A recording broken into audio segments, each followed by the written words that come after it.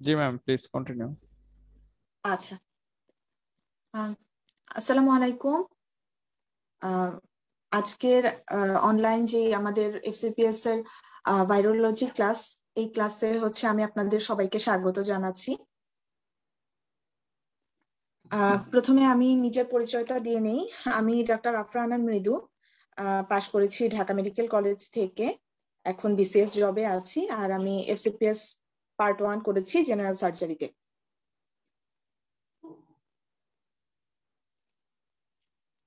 আচ্ছা, আজকে আমাদের টপিকটা হচ্ছে ভাইরোলজির উপরে। ভাইরোলজি খুবই ইম্পর্টেন্ট একটা টপিক মাইক্রোবায়োলজির মধ্যে। অনেক কোশ্চেন আসে এখান থেকে এফসিপিএস এ। তো আমাদের যেহেতু ভাইরোলজি টপিকটা অনেক বড়, আজকে আমি চেষ্টা করব যে আমাদের বেসিক ভাইরোলজি যে পার্টটা সেটা শেষ করতে, এবং এর সাথে আমাদের যেই ডিএনএ ভাইরাস এবং আরএনএ ভাইরাসের মধ্যে ডিএনএ ভাইরাসটা নিয়ে আমরা বিস্তারিত আলোচনা করার চেষ্টা করব। আচ্ছা, আমি তাহলে একটু শুরু করি। আম, যদি আপনাদের কোথাও কোনো প্রশ্ন থাকে বা কোথাও কোনো অসুবিধা হয়, আপনারা আমাকে জিজ্ঞাসা করে নিতে পারেন। আহ, তাহলে আমরা শুরু করলাম। বেসিক ভাইরোলজি যেটা, এখানে প্রথমত আমরা ভাইরাস সম্পর্কে যতটুকু জানি, ভাইরাস আমার কাছে সবসময় খুব ফ্যাসিনেটিং একটা স্ট্রাকচার মনে হয়, কারণ এটাকে আমরা ঠিক লিভিং অথবা নন লিভিং এটাকে ডিরেক্টলি ক্যাটাগরাইজ করতে পারি না। কারণ যতক্ষণ পর্যন্ত এটা কোনো লিভিং অবজেক্টের ভিতরে থাকবে, লিভিং অবজেক্ট বলতে আমি সেল বা টিস্যুকে বোঝাচ্ছি, কোনো সেল বা টিস্যুর ভেতরে যতক্ষণ পর্যন্ত থাকবে এটা লিভিং অবজেক্ট হিসেবে কাজ করবে। আবার যখনই সেলের বাইরে চলে যাবে এটা নন লিভিং স্ট্রাকচার হিসেবে বছরের পর বছর এনভায়রনমেন্টে টিকে থাকতে পারে। এবং একটা সেল বা টিস্যু এটাকে লিভিং বলার জন্য যে বেসিক কিছু কম্পোনেন্ট লাগে, যেমন সেলটার সাইটোপ্লাজম, মাইটোকন্ড্রিয়া বা রাইবোজোম, এই ধরনের স্ট্রাকচার গুলো লাগে। এ ধরনের কোনো স্ট্রাকচারই আমরা ভাইরাসের মধ্যে পাই না। এখন তাহলে আমাদের প্রথমে প্রশ্ন আসে যে আমরা ভাইরাস তাহলে কি দিয়ে, আমরা ভাইরাসের স্ট্রাকচারটা কি আমরা জানি। আচ্ছা, আমি স্ট্রাকচার একটু পরে আসছি। ভাইরাস গুলো আমরা ভাইরাসদেরকে বলি অব্লিগেট ইন্ট্রাসেলুলার। তার মানে এরা যদি এদের কোনো ফাংশন দেখাতে হয়, অবশ্যই এদেরকে কোনো একটা সেলের ভেতরে বা টিস্যুর ভেতরে আসতে হবে। কারণ সেলের বাইরে যখন সে যাবে তখন সে লিভিং অবজেক্টের মতো কাজ করতে পারবে না, নন লিভিং স্ট্রাকচার হিসেবেই থাকবে।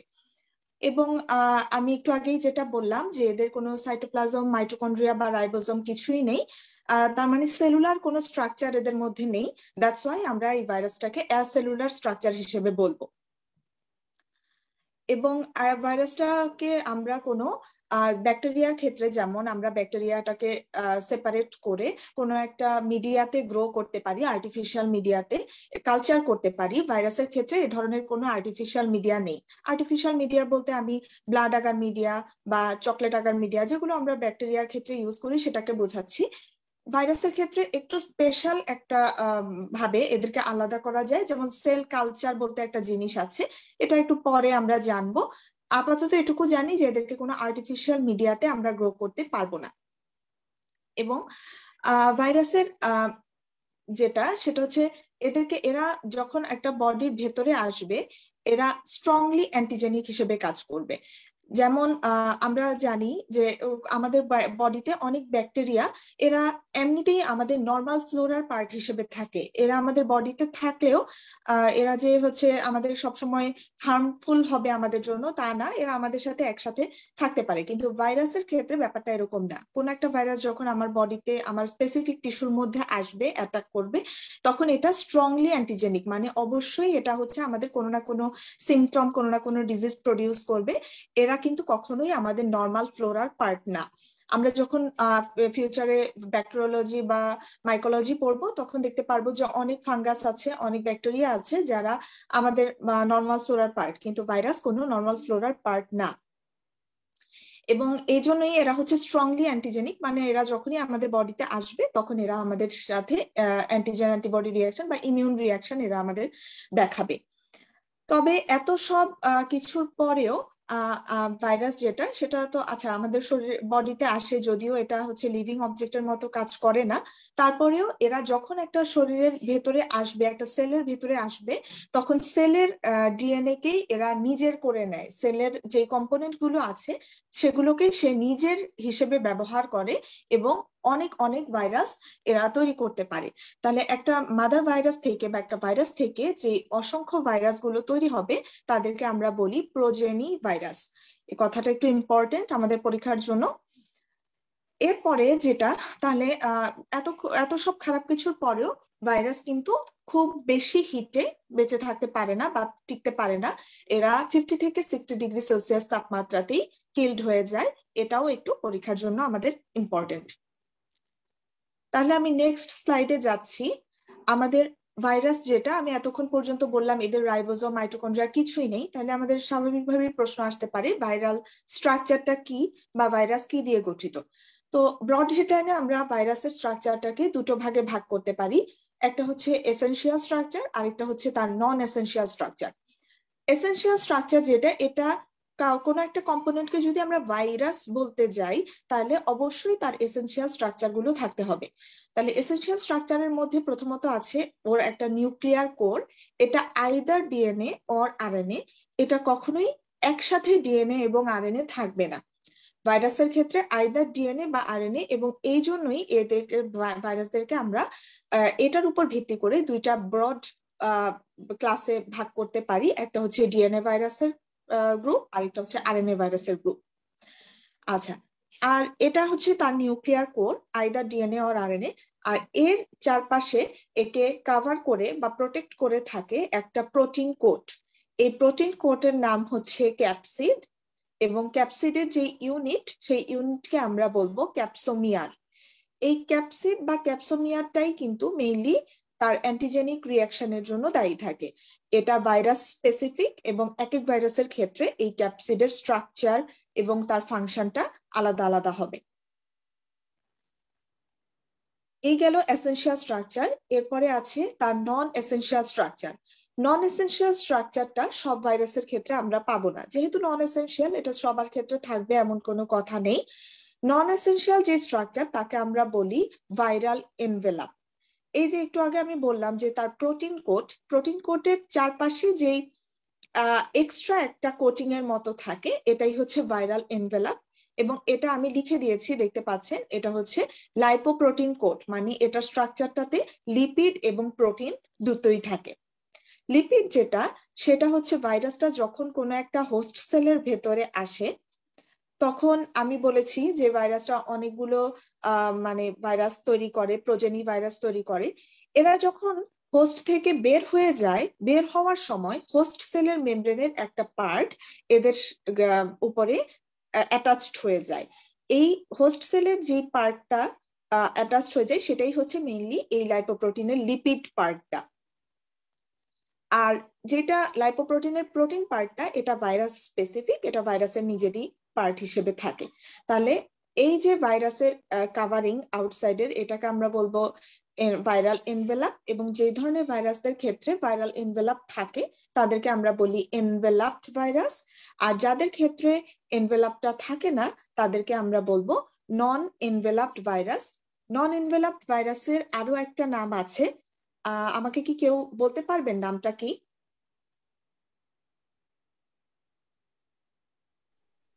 Naked virus. থ্যাংক ইউ ভাইয়া। হ্যাঁ, নেকেড ভাইরাস। তাহলে নন এনভেলাপড ভাইরাসের আরেকটা নাম হচ্ছে নেকেড ভাইরাস। তাহলে এখন এই এনভেলাপ থাকার কারণে ভাইরাসের কিছু সুবিধা যেমন আছে, অসুবিধাও আছে। যখন ভাইরাসটা এনভেলাপড অবস্থায় থাকে তখন এটা লেস স্টেবল অবস্থায় থাকে। মানে ভাইরাসটা তখন হচ্ছে মানে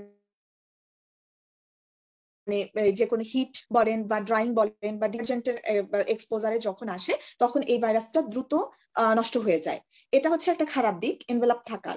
আর এনভেলাপ থাকার একটা ভালো দিক যেটা, সেটা হচ্ছে এনভেলাপড ভাইরাস কখনোই ফিকো ওরাল রুটে ট্রান্সমিটেড হবে না। যেমন কোন একটা ভাইরাস যদি আমরা মুখ দিয়ে খেয়ে ফেলি, নন এনভেলাপড ভাইরাস গুলো এগুলো হচ্ছে আমাদের বডিতে তখন নানা ধরনের ডিজিজ করতে পারে, নানা ধরনের সিমটম প্রডিউস করতে পারে।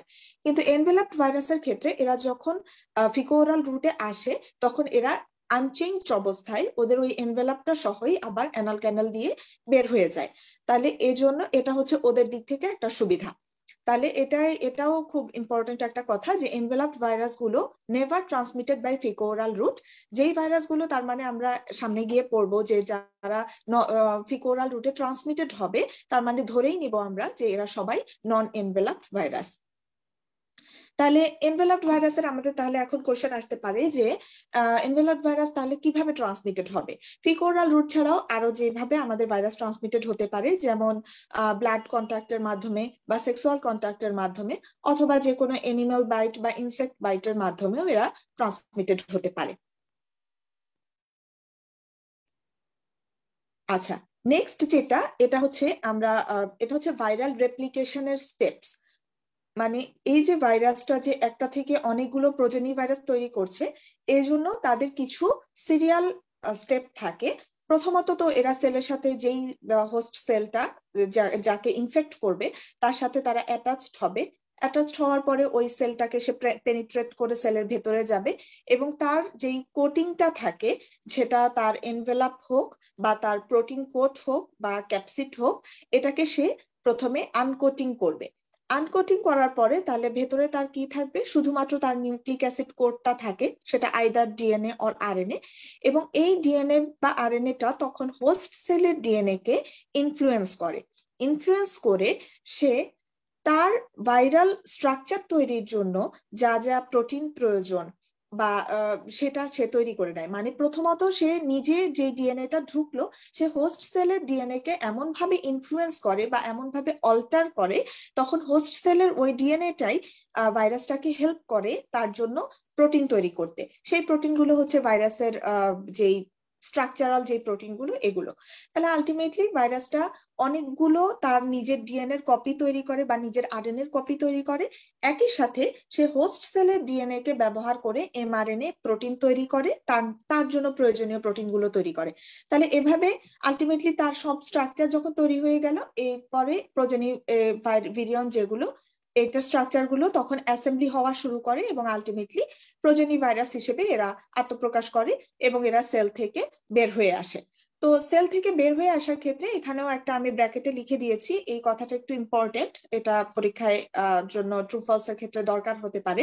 সেটা হচ্ছে এনভেলপড ভাইরাসের ক্ষেত্রে এরা যখন আমি বলেছি এনভেলপড ভাইরাসের যে লিপিড লাইপোপ্রোটিন কোডটা, সেটা লিপিড পার্টটা কিন্তু আমাদের হোস্ট সেলের পার্ট।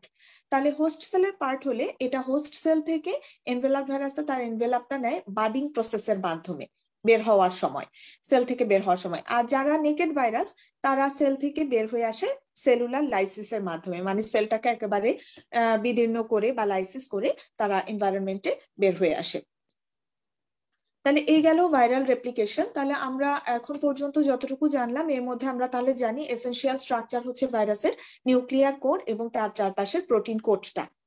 এখন অনেক সময় এটার একটু পার্থক্য দেখা যেতে পারে, মানে সব সময় যে তাদের ভাইরাসের ক্ষেত্রে নিউক্লিয়ার কোড বা প্রোটিন থাকবেই এমন না ব্যাপারটা। তো সেই ক্ষেত্রে আমরা তাদেরকে ভাইরাস বলবো না, কিন্তু তাদেরকেও কিন্তু আমরা অন্য কিছু হিসেবে চিনি এবং এরাও কিন্তু ডিজিজ তৈরি করতে সক্ষম। তাহলে প্রথমত হচ্ছে প্রিয়ন। প্রিয়নের ব্যাপারটা হচ্ছে যে আমরা বললাম ভাইরাসের যে প্রোটিন কোডটা থাকে বা ক্যাপসিডটা থাকে, যদি কোনো ভাইরাসের ক্ষেত্রে শুধুমাত্র তার প্রোটিন কোডটা থাকে বা শুধুমাত্র তার ক্যাপসিডটা থাকে, কিন্তু ভেতরের যে নিউক্লিয়ার কোডটা না থাকে, মানে ডিএনএ বা আরএনএটা না থাকে, তখন সেটাকে আমরা বলবো প্রিয়ন। প্রিয়নটা খুবই, মানে যেহেতু সেটা প্রোটিন কোড, এটা হাইলি রেজিস্ট্যান্ট থাকে। এটা মানে হচ্ছে ইউভি লাইট, হিট বা আপনি অ্যালকোহল, ফর্মালডিহাইড এগুলো দিয়ে এটাকে কিন্তু কোনো নষ্ট করা যায় না, এটা এদের প্রতি রেজিস্ট্যান্ট থাকে। কিন্তু আবার কিছু কিছু জিনিস, কিছু কিছু কেমিক্যাল আছে এগুলোতে এরা ইনঅ্যাক্টিভেটেড হয়ে যায়। যেমন হচ্ছে হাইপোক্লোরাইড, সোডিয়াম হাইড্রোক্সাইড, বা আমরা যেটা স্টেরিলাইজেশন করি অটোক্লেভিং এর মাধ্যমে, অটোক্লেভিং এর সময় কিন্তু এই প্রিয়ন যেটা সেটা হচ্ছে ডিস্ট্রয়েড হবে। এখন প্রিয়ন যেটা, সেটা যদিও এটা হচ্ছে একটা প্রোটিন স্ট্রাকচার, কিন্তু এই প্রিয়নের প্রোটিন স্ট্রাকচারটা কিন্তু আমাদের হোস্ট সেলের প্রোটিনের একেবারেই সিমিলার থাকে। এজন্য এটা যখন আমাদের বডিতে এন্টার করে তখন সেটা আমাদের কোনো ইমিউন রেসপন্স তৈরি করে না। মানে এটা আমরা যে ভাইরাসের ক্ষেত্রে জানলাম এরা হাইলি অ্যান্টিজেনিক, প্রিয়নের ক্ষেত্রে এটা কিন্তু কোনো ইমিউন রেসপন্স তৈরি করবে না। তবে এরা অনেক ডিজিজ তৈরি করতে পারে। ডিজিজ গুলোকে আমরা একসাথে বলি, আমি বোল্ড করে দিয়েছি, ট্রান্সমিসিবল স্পঞ্জিফর্ম এনকেফালোপ্যাথি। তো প্রিয়ন দিয়ে যে ডিজিজ গুলো হয় এদেরকে আমরা বলি ট্রান্সমিসিবল স্পঞ্জিফর্ম এনকেফালোপ্যাথি। এটা পরীক্ষায় এসেছে, সো এটা খুব ইম্পর্টেন্ট। আর এছাড়াও প্রিয়ন দিয়ে আর কি কি মানে প্রিয়ন দিয়ে যে ডিজিজ গুলো ইন্ডিভিজুয়ালি হয় এটার নামগুলো খুবই ইম্পর্টেন্ট। আপনারা চাইলে এটার পাশে হচ্ছে 3 স্টার, ট্রিপল স্টার দিয়ে রাখতে পারেন। এটার নামগুলো হচ্ছে কুরু, ক্রুসফেল জ্যাকব, জার্সম্যান স্ট্রসলার শ্রেঙ্কার সিন্ড্রোম এবং ফেটাল ফ্যামিলিয়াল ইনসমনিয়া। প্রত্যেকটা ডিজিজের নামই ইম্পর্টেন্ট। আপনারা হয়তো এদের মধ্যে কিছু কিছু নাম শুনেও থাকবেন। কুরু, ক্রুসফেল জ্যাকব এগুলো হচ্ছে আমাদের নিউরাল ডিজিজ, এগুলো প্রিয়নের মাধ্যমে হয়ে থাকে। আচ্ছা, স্লো ভাইরাল ডিজিজে আমি একটু পরে আসছি, আমি একটু নেক্সট স্লাইডে যাই। আমি বললাম যে তাহলে শুধুমাত্র প্রোটিন কোড দিয়েও কিন্তু এরা ডিজিজ তৈরি করতে সক্ষম। একইভাবে যদি কোনো ভাইরাসের প্রোটিন কোডটা না থাকে, মানে শুধুমাত্র নিউক্লিক অ্যাসিড থাকে, ডিএনএ অর আরএনএ থাকে, তাহলে তাদেরকে আমরা বলবো ভিরয়েড বা সিওডোভিরিয়ন। তাহলে যদি কারো ক্ষেত্রে অনলি ডিএনএ মলিকিউলটা থাকে নিউক্লিয়ার কোর হিসেবে, তাকে আমরা বলবো সিওডোভিরিয়ন। আর যদি কারো ক্ষেত্রে ডিএনএ না আরএনএ মলিকিউলটা থাকে, সিঙ্গেল একটা সার্কুলার আরএনএ মলিকিউল থাকে, তাদেরকে আমরা বলবো ভিরয়েড। তো ভিরয়েডটা হিউম্যানের জন্য তেমন একটা ইম্পর্টেন্ট কিছু না, এটা বেসিক্যালি প্ল্যান্ট ডিজিজ তৈরি করে। আর আরেকটা জিনিস যেটা, তাহলে এইগুলো হচ্ছে যে ভাইরাসের যদি কোনো স্ট্রাকচার না থাকে। আর যদি কিছু কিছু ক্ষেত্রে দেখা যায় ভাইরাসটার প্রোটিন স্ট্রাকচারটাও আছে, মানে ক্যাপসিড আছে, আবার তার নিউক্লিয়ার কোডটাও আছে, কিন্তু ভাইরাসটা তারপরেও কোনো মানে নিজে নিজে সে কোনো রেপ্লিকেট করতে পারছে না। সে যদি আমাদের বডিতে আসেও তারপরেও সে রেপ্লিকেট একা একা করতে পারবে না, তার কোনো একটা অন্য ভাইরাসের হেল্প লাগবে। এ ধরনের ভাইরাসদেরকে আমরা বলি ডিফেক্টিভ ভাইরাস। খুবই ইম্পর্টেন্ট, এটার পাশে আপনারা ডাবল স্টার দিয়ে রাখেন, কারণ এটা হচ্ছে যে এটার এক্সাম্পলটা খুব ইম্পর্টেন্ট। ডিফেক্টিভ ভাইরাস আপনারা হয়তো অনেকেই জানেন, ডিফেক্টিভ ভাইরাস হচ্ছে হেপাটাইটিস ডি ভাইরাস। এটার জন্য, এটার রেপ্লিকেশনের জন্য আরেকটা হেল্পার ভাইরাস লাগবে। কেউ কি আমাকে বলতে পারবেন যে এইটার হেল্পার ভাইরাসটা কে হেপাটাইটিস ডি এর? Vitamin B. Hepatitis B. Thank you আপু। হ্যাঁ, হেপাটাইটিস বি ভাইরাস। জি হ্যাঁ, হেপাটাইটিস বি ভাইরাস এবং হেপাটাইটিস ডি ভাইরাস এই দুইটা যদি কনকমিটেন্ট ইনফেকশন হয় সেক্ষেত্রেই হেপাটাইটিস ডি ভাইরাসটা বডিতে রেপ্লিকেট করতে পারে, আদারওয়াইজ সে করতে পারবে না। তাহলে এই গেল হচ্ছে আমাদের এইটুকু স্ট্রাকচারাল ব্যাপারে পড়াশোনা ভাইরাসের। তাহলে এখন ওই যে আমি স্লো ভাইরাল ডিজিজের কথা বলছিলাম, সেটা হচ্ছে কিছু কিছু ভাইরাস আছে যেটা আপনার বডিতে আসার পরে বা হোস্ট সেলে ঢোকার পরে সাথে সাথে ইনফেকশন করবে এমন না, এটা অনেক দিন পর্যন্ত বডিতে থেকে স্লোলি ডিজিজ প্রডিউস করতে পারে, হয়তো বছরের পর বছরও লেগে যেতে পারে। তো এইটা আপনারা একটু কষ্ট করে এই টপিকটাতে আপনারা ইনফিনিটি স্টার দিয়ে রাখবেন। খুবই খুবই ইম্পর্টেন্ট, পরীক্ষায় প্রশ্ন এসেছে এবং সামনেও আসার সম্ভাবনা অনেক বেশি। তাহলে এটা হচ্ছে এফসিপিএস এ ট্রু ফলসে আসে, এবং আমি পাশে কিছু মানে স্লো ভাইরাল ডিজিজ গুলোর কিছু এক্সাম্পলও দিয়ে দিয়েছি, কোন ভাইরাস দিয়ে কি কি হয় সেগুলো কিন্তু আপনাদের এসবি এর জন্য বেশ ইম্পর্টেন্ট। তাহলে প্রথমত আমরা যেটা দেখতে পাচ্ছি প্রোগ্রেসিভ মাল্টিফোকাল লিওকো এনকেফালোপ্যাথি, এটা পিএমএল বলা হয় এই ডিজিজটাকে। এটা দুটা ভাইরাস দিয়ে হয়ে থাকে নর্মালি, একটা হচ্ছে যে এইচআইভি ভাইরাস আর একটা হচ্ছে হিউম্যান প্যাপিলোমা ভাইরাস। আপনারা একটু কষ্ট করে এটা মনে রাখবেন, কারণ আজকে আমরা সামনে গিয়ে যখন ডিএনএ ভাইরাস পড়তে যাব, হিউম্যান প্যাপিলোমা ভাইরাসটা তখন আমরা পাবো, তখন আমি আবার এটা একটু জানতে চাইবো যে হিউম্যান প্যাপিলোমা ভাইরাস কি করে। এটা প্রোগ্রেসিভ মাল্টিফোকাল লিওকো এনকেফালোপ্যাথি বা পিএমএল নামে ডিজিজটা একটা স্লো ভাইরাল ডিজিজ করে থাকে। সেকেন্ড যেটা, সেটাও খুবই ইম্পর্টেন্ট, মেডিকেলি খুবই ইম্পর্টেন্ট একটা জিনিস, এটা হচ্ছে sub acute sclerosing pan encephalitis. এটা করে থাকে মিজলস। এটা যখন আমরা পরবর্তীতে আরএনএ ভাইরাস টপিক নিয়ে আলোচনা করব তখন আমি কিন্তু এটা আবার দেখতে পাবেন যে তখন ওখানে গিয়েও আমরা এটা জানতে পারবো। আর সবাই যেটা জানে যে খুবই কমন যে AIDS, acquired immune deficiency syndrome, এটাও একটা স্লো ভাইরাল ডিজিজ। কারণ আপনারা জানেন নিশ্চয়ই যে এইচআইভি ভাইরাসটা কিন্তু বডিতে আসার সাথে সাথেই এইডস তৈরি করে না, এটা আমাদের ইমিউনিটিকে কম্প্রোমাইজড করে এবং একটা সময় গিয়ে এইডস হিসেবে আত্মপ্রকাশ করে। তাহলে এটা হবে এইচআইভি দিয়ে। খুবই ইম্পর্টেন্ট ইনফিনিটি স্টার্স টপিক। আচ্ছা, তাহলে এরপরে যেহেতু আমরা জেনারেল ভাইরোলজি নিয়ে পড়ছি, এখানে প্যাথোজেনেসিস অফ ভাইরাস মানে একটা ভাইরাস আমাদের বডিতে আসলে এই ভাইরাসটার কি কি ফেট হতে পারে, এটা আমাদের বডিতে কি কি করতে পারে। প্রথমত ভাইরাসটা যদি খুবই মানে শক্তিশালী বলবো না আমি ঠিক, হ্যাঁ শক্তিশালী ভাইরাস যদি হয় যে তার খুব ডিস্ট্রাকশনের ক্ষমতা আছে, তাহলে সে কি করবে, সে আমাদের সেল ডেথ করতে পারে। এটা হচ্ছে সবচেয়ে খারাপ পরিণতি। দ্বিতীয়ত সে যদি অতটা যদি না মানে শক্তিশালী মানে সাথে সাথে রেস্ট্রয়েড করে দিচ্ছে ওরকম না, তাহলে সে কি করতে পারে, সে আমাদের সেলগুলোর ম্যালিগন্যান্ট ট্রান্সফরমেশন করতে পারে। এখানে এটা একটু মনে রাখবেন, আমি একটু পরে গিয়ে আবার জিজ্ঞাসা করব যে ম্যালিগন্যান্ট ট্রান্সফরমেশন করতে পারে এরকম ভাইরাস আমাদের বডিতে আছে 6টা।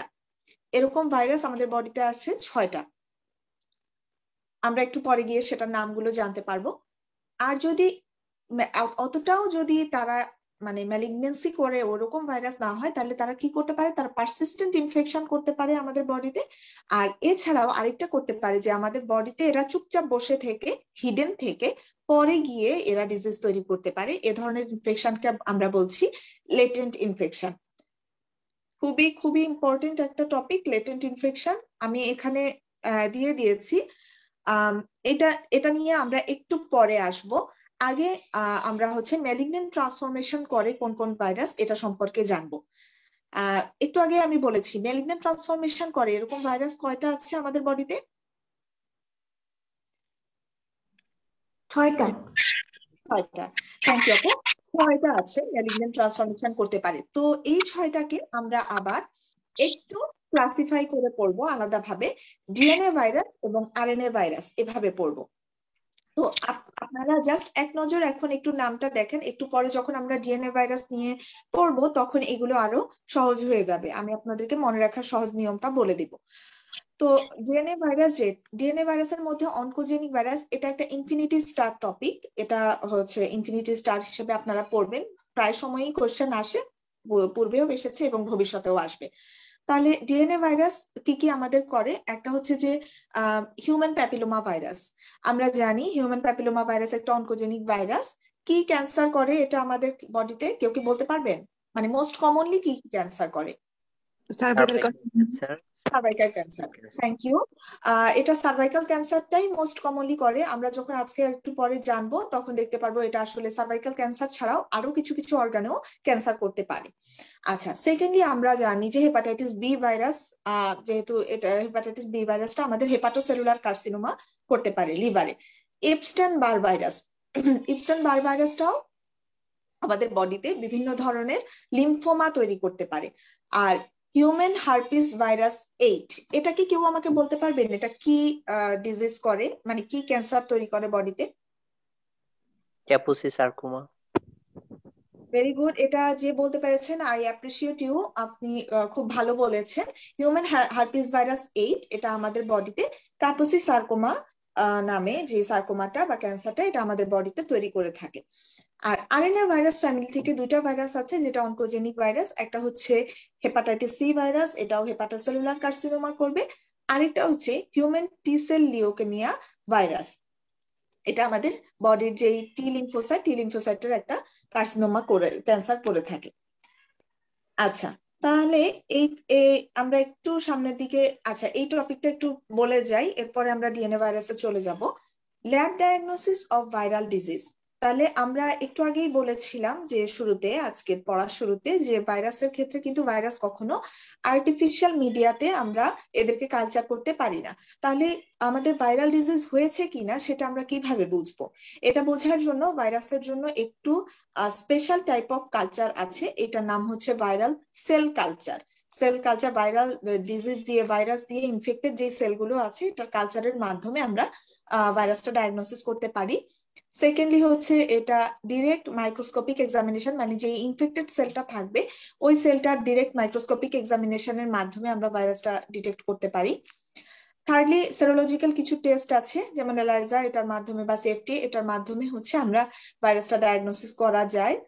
আর লাস্টে যে দুইটা, এই দুইটাই হচ্ছে এখনকার পার্সপেক্টিভে বেশি ইম্পর্টেন্ট, কারণ আমরা সবাই এখন মানে পুরো ওয়ার্ল্ডই আসলে যেই সমস্যার ফেস করতেছে সেটার জন্য আমরা পিসিআর কথাটার সাথে খুব বেশি পরিচিত হয়ে গেছি। আগে অতটা না শুনলেও এখন পিসিআরটা আমরা খুব বেশি শুনতে পাচ্ছি আমরা কোভিড রিলেটেড প্রবলেমের কারণে।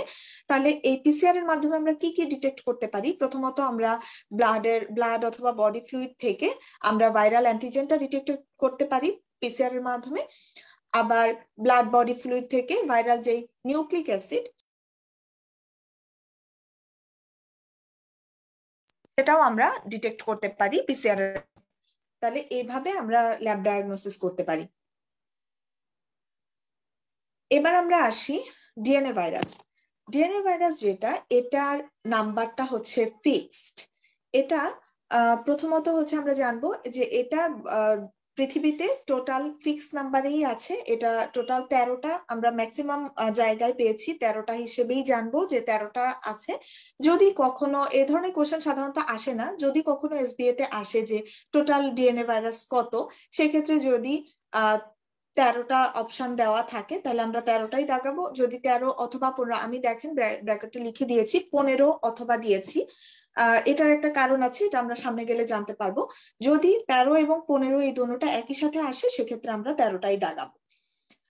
আচ্ছা, এখন এই ডিএনএ ভাইরাস যেটা, এটাকে আমরা দুটা ভাগে বেসিক্যালি ভাগ করতে পারি। একটা হচ্ছে যে এনভেলাপড ডিএনএ ভাইরাস, আর একটা হচ্ছে নন এনভেলাপড ডিএনএ ভাইরাস। নন এনভেলাপড ডিএনএ ভাইরাস বা নেকেড ডিএনএ ভাইরাস যারা আছে, এটার সংখ্যা মানে এটার নাম, এটা খুবই অল্প সংখ্যক আছে।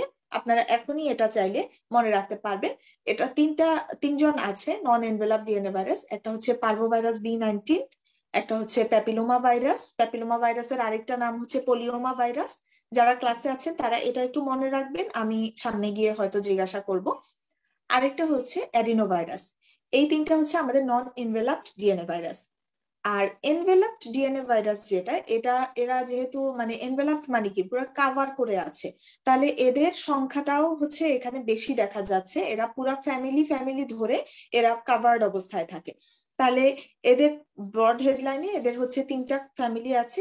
একটা হচ্ছে হার্পিস ভাইরাস ফ্যামিলি, একটা হচ্ছে পক্স ভাইরাস ফ্যামিলি, আরেকটা হচ্ছে হেপাডনা ভাইরাস ফ্যামিলির একটাই ভাইরাস, হেপাটাইটিস বি ভাইরাস। এই জন্য আমি লিখে দিয়েছি ব্র্যাকেটে হেপাটাইটিস বি ভাইরাস। তাহলে এখানে এনভেলাপড ডিএনএ ভাইরাস যারা আছে, এটা হচ্ছে যে একটা তো হেপাটাইটিস বি ভাইরাস আমরা জানলাম। এখন বাকি থাকতেছে হার্পিস ভাইরাস ফ্যামিলি এবং পক্স ভাইরাস ফ্যামিলি। আমরা একটু দেখে আসি যে এই ভাইরাস ফ্যামিলি গুলাতে কারা কারা মেম্বার আছে। এখন হার্পিস ভাইরাস ফ্যামিলিতে টোটাল মেম্বার আছে 6টা। এটা এখনই যারা আছেন ক্লাসে তারা একটু মনে মনে আমার সাথে রিপিট করেন। হার্পিস ভাইরাস ফ্যামিলিতে টোটাল ফ্যামিলি মেম্বার হচ্ছে 6টা। 6টাই আমাদের জন্য খুবই ইম্পর্টেন্ট, এদের সম্পর্কে আমাদের ডিটেলস পড়তে হয়। তো প্রথম যেই ভাইরাসটা আছে সেটা হচ্ছে যে হার্পিস সিমপ্লেক্স ভাইরাস 1 বা HSV1। সেকেন্ড জনের নাম হার্পিস সিমপ্লেক্স ভাইরাস 2 বা HSV2, varicella zoster virus, cytomegalovirus, Epstein Barr virus এবং হিউম্যান হার্পিস ভাইরাস 8। আমি আপনাদেরকে একটু রিকোয়েস্ট করব, আমি যেই সিরিয়ালে এখানে ভাইরাসগুলোকে লিখেছি আপনারা চেষ্টা করবেন এই সিরিয়ালেই এটা মনে রাখার জন্য। কারণ এটার কারণ আছে, এটার আপনি কিছু ফ্যাসিলিটিস পাবেন, একটু পরেই আপনি সেটা বুঝতে পারবেন এটার ফ্যাসিলিটিটা কি। তাহলে প্রথমে 1 নাম্বার হচ্ছে যে HSV1, 2 number HSV2, 3 number varicella zoster, 4 number হচ্ছে cytomegalovirus, 5 number Epstein Barr virus এবং 6 নাম্বার ভাইরাসটার নাম হচ্ছে হিউম্যান হার্পিস ভাইরাস 8। তো এটা আমাদের মোটামুটি সব জায়গায় সর্বস্বীকৃত হচ্ছে এখানে 6 জন মেম্বার আছে। তবে অনেক সময় অনেক গবেষক মনে করেন যে হার্পিস ভাইরাস ফ্যামিলিতে আরো 2 জন ভাইরাস এক্সট্রা আছে। একটা হচ্ছে হিউম্যান হার্পিস ভাইরাস 6, আর একটা হচ্ছে হিউম্যান হার্পিস ভাইরাস 7। ওগুলো অত বেশি ইম্পর্টেন্ট না, এই জন্য আমি আমার এই স্লাইডে তাদেরকে ইনক্লুড করি নাই। আর এই যে একটু আগে আমরা বললাম যে এখন সেই কনফিউশনটা দূর হবে যে আমাদের ডিএনএ ভাইরাসটা 13টা নাকি 15টা। যদি আমরা ওই হিউম্যান হার্পিস ভাইরাস 6 আর 7 কে ইনক্লুড করি তাহলে টোটাল ডিএনএ ভাইরাসের সংখ্যা হয় 15টা। আর যদি আমরা তাদেরকে ইনক্লুড না করি তাহলে টোটাল ডিএনএ ভাইরাসের সংখ্যা হয় 13টা। আর আরেকটা ভাইরাস ফ্যামিলি ছিল এনভেলপড ডিএনএ ভাইরাসের মধ্যে, সেটা হচ্ছে pox virus family. Pox virus ফ্যামিলিতে হচ্ছে 3টা ভাইরাস আমরা পাই, একটা হচ্ছে স্মল পক্স ভাইরাস, একটা ভ্যাকসিনিয়া ভাইরাস, আর থার্ড জনের নাম হচ্ছে মলাস্কাম কন্টাজিওসাম ভাইরাস। তাহলে এই পক্স ভাইরাস ফ্যামিলিতে মেম্বার হচ্ছে 3জন। হার্পিস ভাইরাস ফ্যামিলির মেম্বার কয়জন? 6 জন। 6 জন। তাহলে 6 আর 3 হচ্ছে 9। আর আমরা নন এনভেলপড ডিএনএ ভাইরাস কয়জন বলেছিলাম? স্লাইডে দেখা যাচ্ছে অবশ্য। নন এনভেলপড ভাইরাস ছিল 3 জন, তাহলে হচ্ছে 9 আর 3 12 জন। আর ওই যে এনভেলপ ডিএনএ ভাইরাসে হেপাডনা ভাইরাস ফ্যামিলিতে একজন ভাইরাস, হেপাটাইটিস বি ভাইরাস, তাহলে এই হেপাটাইটিস বি ভাইরাস সহ 13 জন। তাহলে টোটাল এই 13টা ভাইরাস হচ্ছে আমাদের ডিএনএ ভাইরাস। এখন এই যে আমি আপনাদেরকে বললাম যে আপনারা একটু হার্পিস ভাইরাস ফ্যামিলিটা সিরিয়ালি মনে রাখার চেষ্টা করবেন, এটা আপনাদেরকে কি ফ্যাসিলিটি দিবে এখনই আপনারা দেখতে পাবেন। আমরা একটা টপিক পেছনে ফেলে আসছি, সেটা হচ্ছে লেটেন্ট ভাইরাস কারা কারা করে। তাহলে লেটেন্ট ভাইরাস আমি এক লাইনে বলে দিব, লেটেন্ট ভাইরাস করে হার্পিস ভাইরাস ফ্যামিলির প্রথম 5 জন এবং এডিনো ভাইরাস। এভাবে মনে রাখবেন, ইজিলি মনে রাখতে পারবেন। তাহলে হার্পিস ভাইরাস ফ্যামিলির প্রথম 5 জন এবং এডিনো ভাইরাস। তাহলে কেউ কি আমাকে, তাহলে আমি স্লাইড দেখাচ্ছি না, কেউ কি আমাকে নামগুলো বলতে পারবেন? লেটেন্ট ভাইরাস, লেটেন্ট ইনফেকশন কারা কারা করে বা লেটেন্ট ভাইরাস কারা কারা আছে? herpes simplex 1, herpes simplex 2, varicella zoster, cytomegalovirus, Epstein-Barr virus, adenovirus. হ্যাঁ, থ্যাংক ইউ সো মাচ। তাহলে very good, I appreciate you. এভাবে করে তাহলে আমরা খুব ইজিলি মনে রাখতে পারলাম। ওখানে সিরিয়ালি মনে রাখলে আপনারা দেখেন যে লেটেন্ট ভাইরাস গুলো আমাদের একবারেই পড়া হয়ে গেল। প্রথম 5টা হচ্ছে আমাদের হার্পিস ফ্যামিলি ভাইরাস ফ্যামিলির প্রথম 5 জন, সেই সাথে অ্যাডিনো ভাইরাস। অ্যাডিনো ভাইরাসটাও একটা ডিএনএ ভাইরাস, আমরা একটু আগেই দেখে আসছি। তো যাই হোক, এই গেল হচ্ছে তাহলে মোটামুটি তাদেরকে আমরা এক নজরে তাদের সম্পর্কে একটু করে জানতে পারলাম, নামগুলো জানলাম। এখন আমরা একটু ডিটেলস পড়ার মধ্যে যাব। আচ্ছা, ডিটেলস পড়ার আগে আমরা যেহেতু এখানে হার্পিস ভাইরাস ফ্যামিলির ভাইরাস গুলো সম্পর্কে নামগুলো জানতে পেরেছি, এই যে সিরিয়ালি মনে রাখতে পেরেছিলাম বলেছিলাম, এটা আরো একটা জায়গায় আমাদেরকে হেল্প করবে। আপনারা একটু স্লাইডটা খেয়াল করেন যে কিছু কিছু ভাইরাস আছে যারা আমাদের বডিতে জায়ান্ট সেল ফর্ম করে। মানে এইগুলো হচ্ছে যে যখন আমাদের বডিতে আসবে এরা জায়ান্ট সেল ফর্ম করবে, মানে সেলগুলো হচ্ছে যে সাইজে বড় হয়ে যাবে। আবার সেম এই ভাইরাসগুলো আমাদের বডিতে টাইপ 4 হাইপার সেন্সিটিভিটি ক্রিয়েট করে, এবং এই ভাইরাসগুলোই আমাদের বডিতে সেল মিডিয়েটেড ইমিউনিটির সাথে রিলেটেড। তাহলে যেভাবেই প্রশ্ন আসুক না কেন আপনারা এটা অ্যান্সার করতে পারবেন। এটা হচ্ছে যে ওই হার্পিস ভাইরাস ফ্যামিলির প্রথম 4টা ভাইরাস, সেই সাথে কি 3টা আরএনএ ভাইরাস এখানে অ্যাড হয়ে যাবে। তাহলে হার্পিস ভাইরাস ফ্যামিলির প্রথম 4 জন, হার্পিস সিমপ্লেক্স 1, 2, ভ্যারিসেলা জোস্টার এবং সাইটোমেগালো ভাইরাস, এই 4 জন তো থাকবেই। আর আমরা যখন আরএনএ ভাইরাস পড়বো ওখান থেকে হচ্ছে আমরা দেখবো রেসপিরেটরি ট্র্যাক্ট ভাইরাসের মধ্যে আছে মিজলস ভাইরাস এবং রেসপিরেটরি সিনসাইশিয়াল ভাইরাস, এই 2 জন। আর লাস্ট অফ অল হচ্ছে এইচআইভি ভাইরাস। তাহলে এখানে টোটাল 7টা। খুবই ইম্পর্টেন্ট এই টপিকটা, এটার পাশেও আপনারা একটু কষ্ট করে ইনফিনিটি স্টার দিয়ে রাখবেন, খুব ইম্পর্টেন্ট। প্রায় সময় এখান থেকে কোশ্চেন চলে আসে।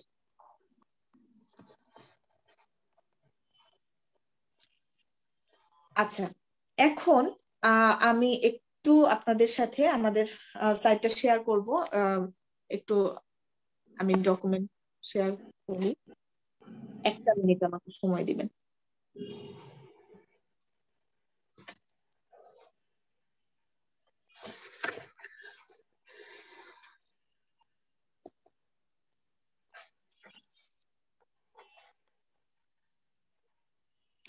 আচ্ছা, এখন আমরা চলে আসছি সিস্টেমিক ভাইরোলজির মধ্যে।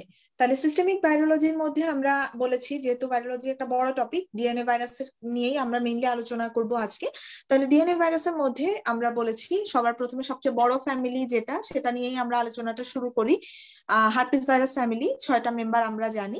তো সবার প্রথমে যাকে আমরা পাই তার নাম হচ্ছে হার্পিস সিমপ্লেক্স 1। হার্পিস সিমপ্লেক্স 1 এবং হার্পিস সিমপ্লেক্স 2 এই দুইটা ভাইরাসকে হচ্ছে আমরা একই সাথে পড়বো, কারণ এরা অনেক দিক দিয়ে হচ্ছে যে এদের মধ্যে মিল আছে এবং একই সাথে এটাকে পড়ে ফেলা যায়।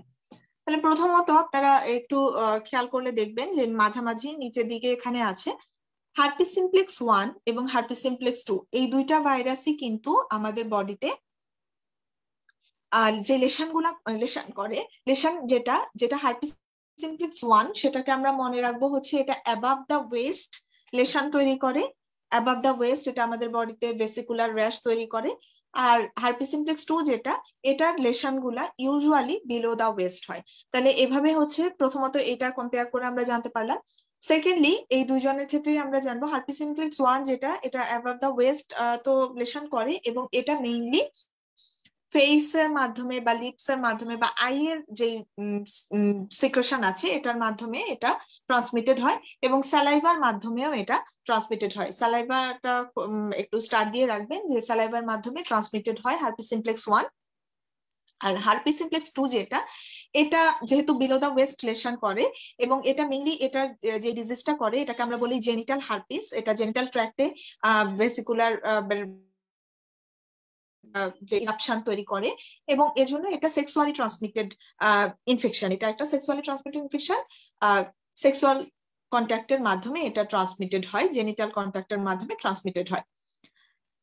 আর হার্পিস সিমপ্লেক্স 1 এবং হার্পিস সিমপ্লেক্স 2 আমরা একটু আগেই পড়ে আসছি, এরা লেটেন্ট ইনফেকশন তৈরি করে আমাদের বডিতে। তাহলে আমরা এখন জানা উচিত যে এরা তাহলে কোথায় লেটেন্ট থাকতে পারে।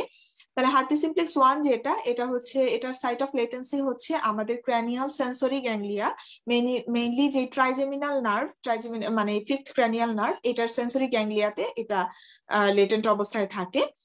আর হার্পিস সিমপ্লেক্স 2 যেটা এখানে দেখতে পাচ্ছেন, এটা মেইনলি লাম্বার এবং স্যাক্রাল যে সেন্সরি গ্যাংলিয়া সেখানে এটা লেটেন্ট অবস্থায় থাকে।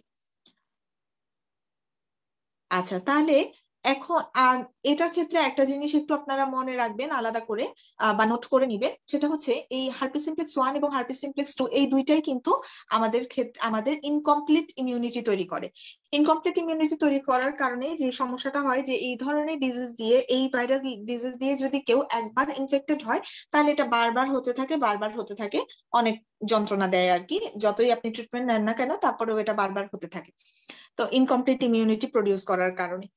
আচ্ছা, এখানে আরো ইম্পর্টেন্ট কথা আছে। হার্পিস সিমপ্লেক্স 1 ভাইরাস আমাদের, যেহেতু আমি বলেছি অ্যাবাভ দ্য ওয়েস্ট লেশন করে, তাহলে আপনারা যদি ডিজিজ গুলোর নাম দেখেন তাহলে দেখবেন যে সবই আসলে অ্যাবাভ দ্য ওয়েস্ট লেশন।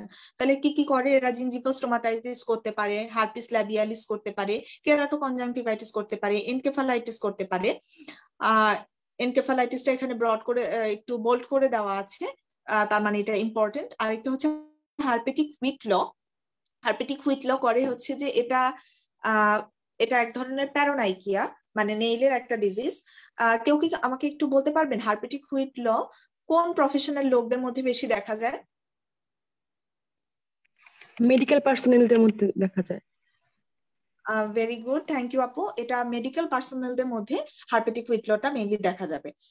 আরেকটা যেটা এখানে দেওয়া নাই নামটা, আপনারা একটু নোট করে নেবেন যে হার্পিস গ্ল্যাডিয়াটোরাম নামে আরেকটা ডিজিজ আছে। হার্পিস গ্ল্যাডিয়াটোরাম এটা হয় রেসলারদের মধ্যে। তাহলে হার্পেটিক হুইটলটা হচ্ছে মেডিকেল পার্সোনালদের মধ্যে হবে এবং হার্পিস গ্ল্যাডিয়াটোরাম যেটা, এটা রেসলারদের মধ্যে হবে।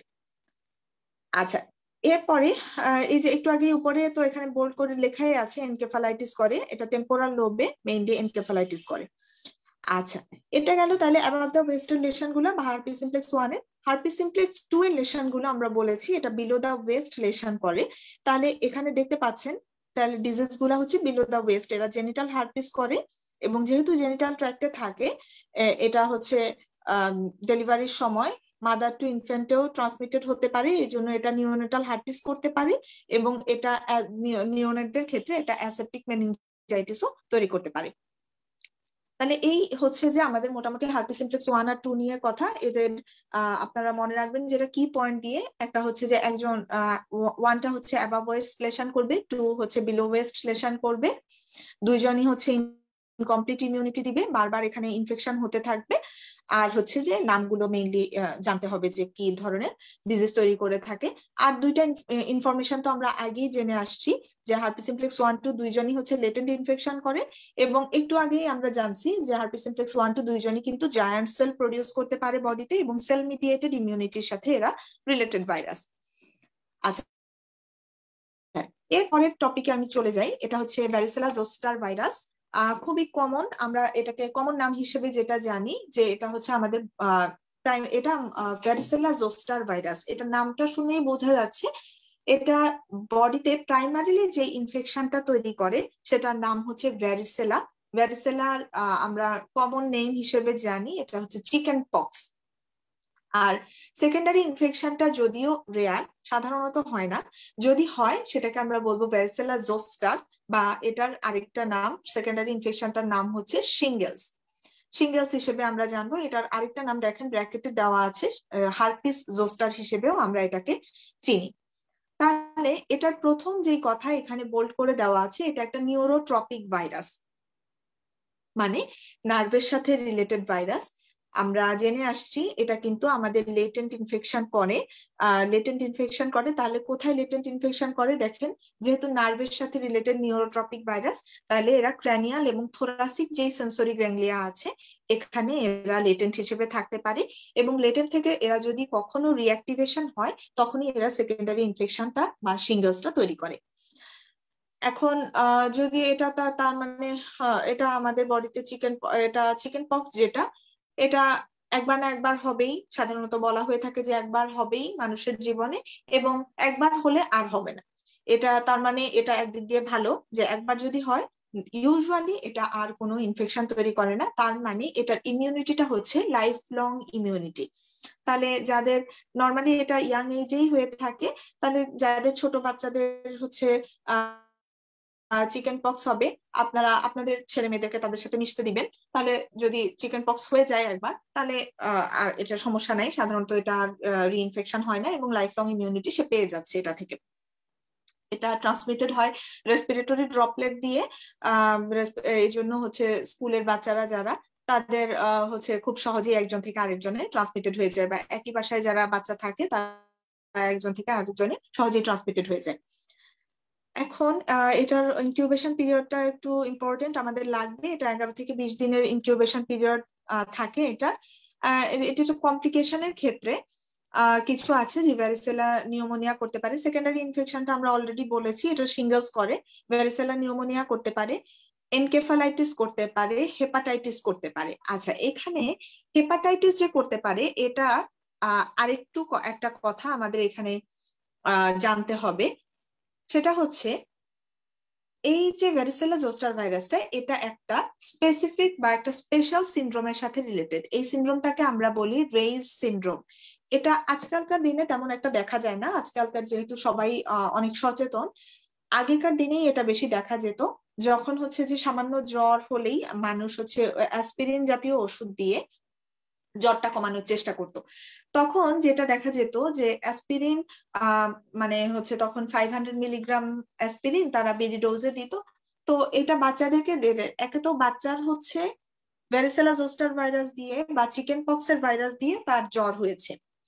তো চিকেন পক্সের ভাইরাস দিয়ে যে বাচ্চার জ্বর হয়েছে তাকে আমরা অ্যাসপিরিন দিয়ে জ্বরটা কমানোর চেষ্টা করছি। তো এটা তখন কি করতো, ওই বাচ্চার লিভারে ডিজেনারেটিভ ডিজিজ তৈরি করতো। তো এই এবং লিভার ডিজেনারেশন করতো, লিভার ডিজেনারেশনের মাধ্যমে এটা হেপাটিক এনকেফালোপ্যাথি তৈরি করতো। এই যে লিভার ডিজেনারেশনের মাধ্যমে হেপাটিক এনকেফালোপ্যাথি তৈরি করা, এই জিনিসটার নামই হচ্ছে রেইজ সিনড্রোম। তাহলে রেইজ সিনড্রোম হওয়ার জন্য আমাদের কি পয়েন্ট হচ্ছে তিনটা, আমাদের এটা মনে রাখতে হবে। 1 নাম্বার হচ্ছে যে ভ্যারিসেলা জোস্টার ভাইরাস দিয়ে ইনফেকশন। 2 নাম্বার হচ্ছে সেই ইনফেক্টেড বাচ্চাকে আমরা অ্যাসপিরিন দিয়ে ট্রিটমেন্ট করছি। 3 নাম্বার হচ্ছে এই অ্যাসপিরিন দিয়ে ট্রিটমেন্টের কারণে তার হেপাটিক এনকেফালোপ্যাথি ডেভেলপ করছে। তাহলে এটাকেই আমরা বলছি রেইজ সিনড্রোম। তাহলে এখানেও আরেকটা ইম্পর্টেন্ট জিনিস এখানে বোল্ড করে দেওয়াই আছে যে রেইজ সিনড্রোম যেটা, এটা কিন্তু ভ্যারিসেলা জোস্টার ছাড়াও আরো একটা ভাইরাসে একইভাবে অ্যাসপিরিন দিয়ে ট্রিটমেন্টের কারণে হতে পারে। সেটা হচ্ছে আমাদের ইনফ্লুয়েঞ্জা ভাইরাস। আমরা যখন অর্থোমিক্সো ভাইরাস সম্পর্কে জানবো তখন আমরা ইনফ্লুয়েঞ্জা ভাইরাস সম্পর্কে আরো ডিটেলস জানবো। আপনারা জাস্ট এই নামটা এখানে মনে রাখবেন যে রেইস সিনড্রোম করতে পারে ইনফ্লুয়েঞ্জা ভাইরাস। আমি হয়তো পরবর্তীতে গিয়ে আপনাদেরকে এটা জানতে চাইতে পারি। আচ্ছা, এরপরে যে টপিকটা সেটা হচ্ছে, আচ্ছা এখানে অনেক দেওয়া আছে শিঙ্গেলস বা জোস্টার হলে এটা আমাদের কি কি সমস্যা করতে পারে। এখানে যেমন দেখেন, এখানে সবচেয়ে বেশি ইম্পর্টেন্ট, অনেক কিছুই করতে পারে এটা আমাদের, যেমন স্ট্রোক লাইক সিনড্রোম করতে পারে, এনকেফালাইটিস করতে পারে, তবে সবচেয়ে বেশি ইম্পর্টেন্ট আপনারা একটু ট্রিপল স্টার দিয়ে রাখবেন, সেটা হচ্ছে পোস্ট হার্পেটিক নিউরালজিয়া করতে পারে। প্রচন্ড ব্যথা হয় এবং এই ব্যথাটা আসলে মানে দেখা যায় যে অনেক ওষুধ দিয়েও কন্ট্রোল করা যায় না। আপনি হচ্ছে যে স্পেসিফিক ওই নিউরালজিয়ার জন্য বা নিউরোপ্যাথিক পেইনের জন্য যেই ওষুধগুলো আছে ওগুলো দিলেই হচ্ছে যে নর্মাল পেইন কিলারে এটা সাধারণত মানে রিলিফ হয় না। নিউরোপ্যাথিক পেইনের ওষুধ খেয়ে রিলিফ করার প্রয়োজন পড়তে পারে পোস্ট হার্পেটিক নিউরালজিয়াটা। তারপরে আমরা চলে আসি আমাদের নেক্সট খুবই খুবই ইম্পর্টেন্ট একটা ভাইরাস, খুবই ইম্পর্টেন্ট টপিক, এখান থেকে অসংখ্যবার কোয়েশ্চেন এসেছে এবং ভবিষ্যতেও আসবে। এটা হচ্ছে সাইটোমেগালো ভাইরাস। আপনারা ইনফিনিটি স্টার দিয়ে সাইটোমেগালো ভাইরাসটা পড়বেন। সাইটোমেগালো ভাইরাস যেটা, এখান থেকে আমাদের কিছু কিছু জিনিসই মেইনলি জানতে হয়। আমি যে কথাগুলো বলছি একটু আপনারা নোট করে নিবেন। এখানে ওভাবে আমার এই স্লাইডটাতে ওভাবে দেওয়া নেই, আপনারা একটু কাইন্ডলি নোট করে নিবেন। প্রথম কথা হচ্ছে যে সাইটোমেগালো ভাইরাসটা মেইনলি সবচেয়ে বেশি ইম্পর্টেন্ট বা গুরুত্ব বহন করে হচ্ছে প্রেগনেন্ট লেডিদের ক্ষেত্রে, ইনফেকশনের ক্ষেত্রে। প্রেগনেন্ট লেডিদের ক্ষেত্রে যদি এই সাইটোমেগালো ভাইরাস দিয়ে বিশেষত ফার্স্ট ট্রাইমেস্টারে যদি ইনফেকশন হয়, তাহলে এটা কনজেনিটাল অ্যাবনর্মালিটি করতে পারে। তাকে হচ্ছে সাইটোমেগালো ভাইরাস দিয়ে কনজেনিটাল অ্যাবনর্মালিটি হতে পারে। সেকেন্ডলি যেটা, এটা হচ্ছে যে একটু আগেই আমরা জেনে আসছি, এটা আমাদের বডিতে জায়ান্ট সেল ফর্ম করতে পারে, এটা সেল মিডিয়েটেড ইমিউনিটির সাথে রিলেটেড, এটা টাইপ 4 হাইপার সেন্সিটিভিটি তৈরি করতে পারে। এটা আমাদের বডিতে যেই ধরনের সিমটম করতে পারে এর মধ্যে সবচেয়ে ইম্পর্টেন্ট, ট্রিপল স্টার দিয়ে লিখবেন যে এটা আপনাদের এটা হচ্ছে যে মনোনিউক্লিওসিস লাইক সিনড্রোম করতে পারে, মনোনিউক্লিওসিস লাইক সিনড্রোম তৈরি করতে পারে। এখন মনোনিউক্লিওসিস লাইক সিনড্রোম আমরা একটু পরে গিয়ে আবার জানতে পারবো। এটা দুইটা ভাইরাসই মেইনলি করে থাকে, একটা হচ্ছে আমাদের সাইটোমেগালো ভাইরাস, আরেকটা হচ্ছে একটু পরে আমরা জানবো ইপস্টেন বার ভাইরাস। এখন যদি আমাদের এসবিএ তে এটা কোশ্চেন আসে, যদি ট্রু ফলস এর ক্ষেত্রে আসে সেক্ষেত্রে তো আপনারা দুটাকেই ট্রু দেখাবেন। যদি সিঙ্গেল বেসড এর ক্ষেত্রে আসে, তাহলে যদি ইপস্টেন বার ভাইরাস আপনার অপশনে থাকে, আগে আপনি ইপস্টেন বার ভাইরাসকে দাগাবেন। যদি মানে সাইটোমেগালো ভাইরাস, ইপস্টেন বার ভাইরাস দুইটাই যদি থাকে, তাহলে আপনারা ইপস্টেন বার ভাইরাসকেই প্রায়োরিটি দিবেন।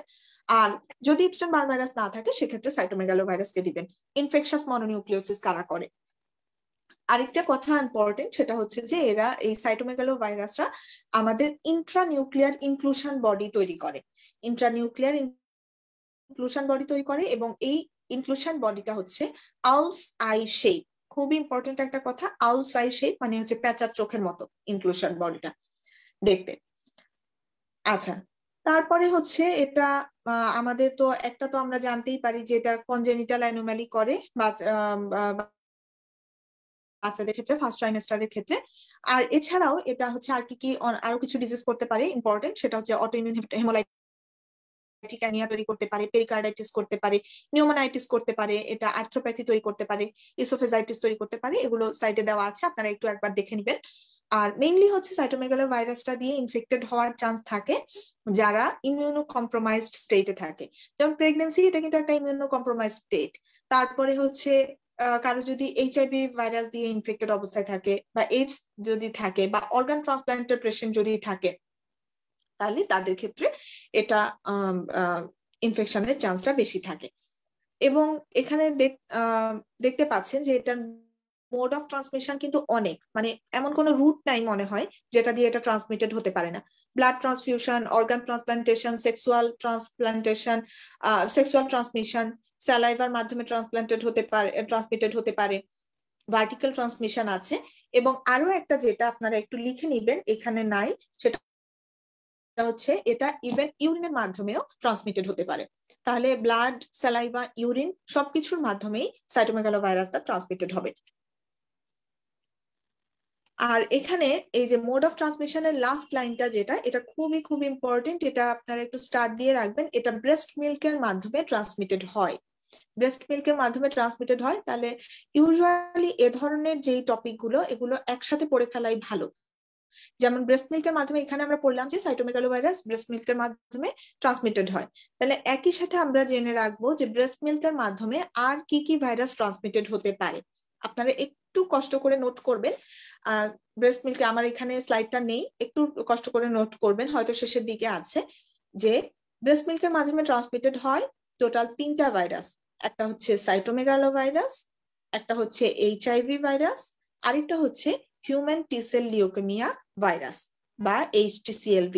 তাহলে 3টা ভাইরাস, সাইটোমেগালোভাইরাস, এইচআইভি ভাইরাস এবং HTCLV ভাইরাস, এই 3জন আমাদের ব্রেস্ট মিল্কের মাধ্যমে ট্রান্সমিটেড হতে পারে। আচ্ছা, আমরা প্রসিড করি তাহলে নেক্সট যে ভাইরাসটাতে, সেটা হচ্ছে ইপসেন বার ভাইরাস।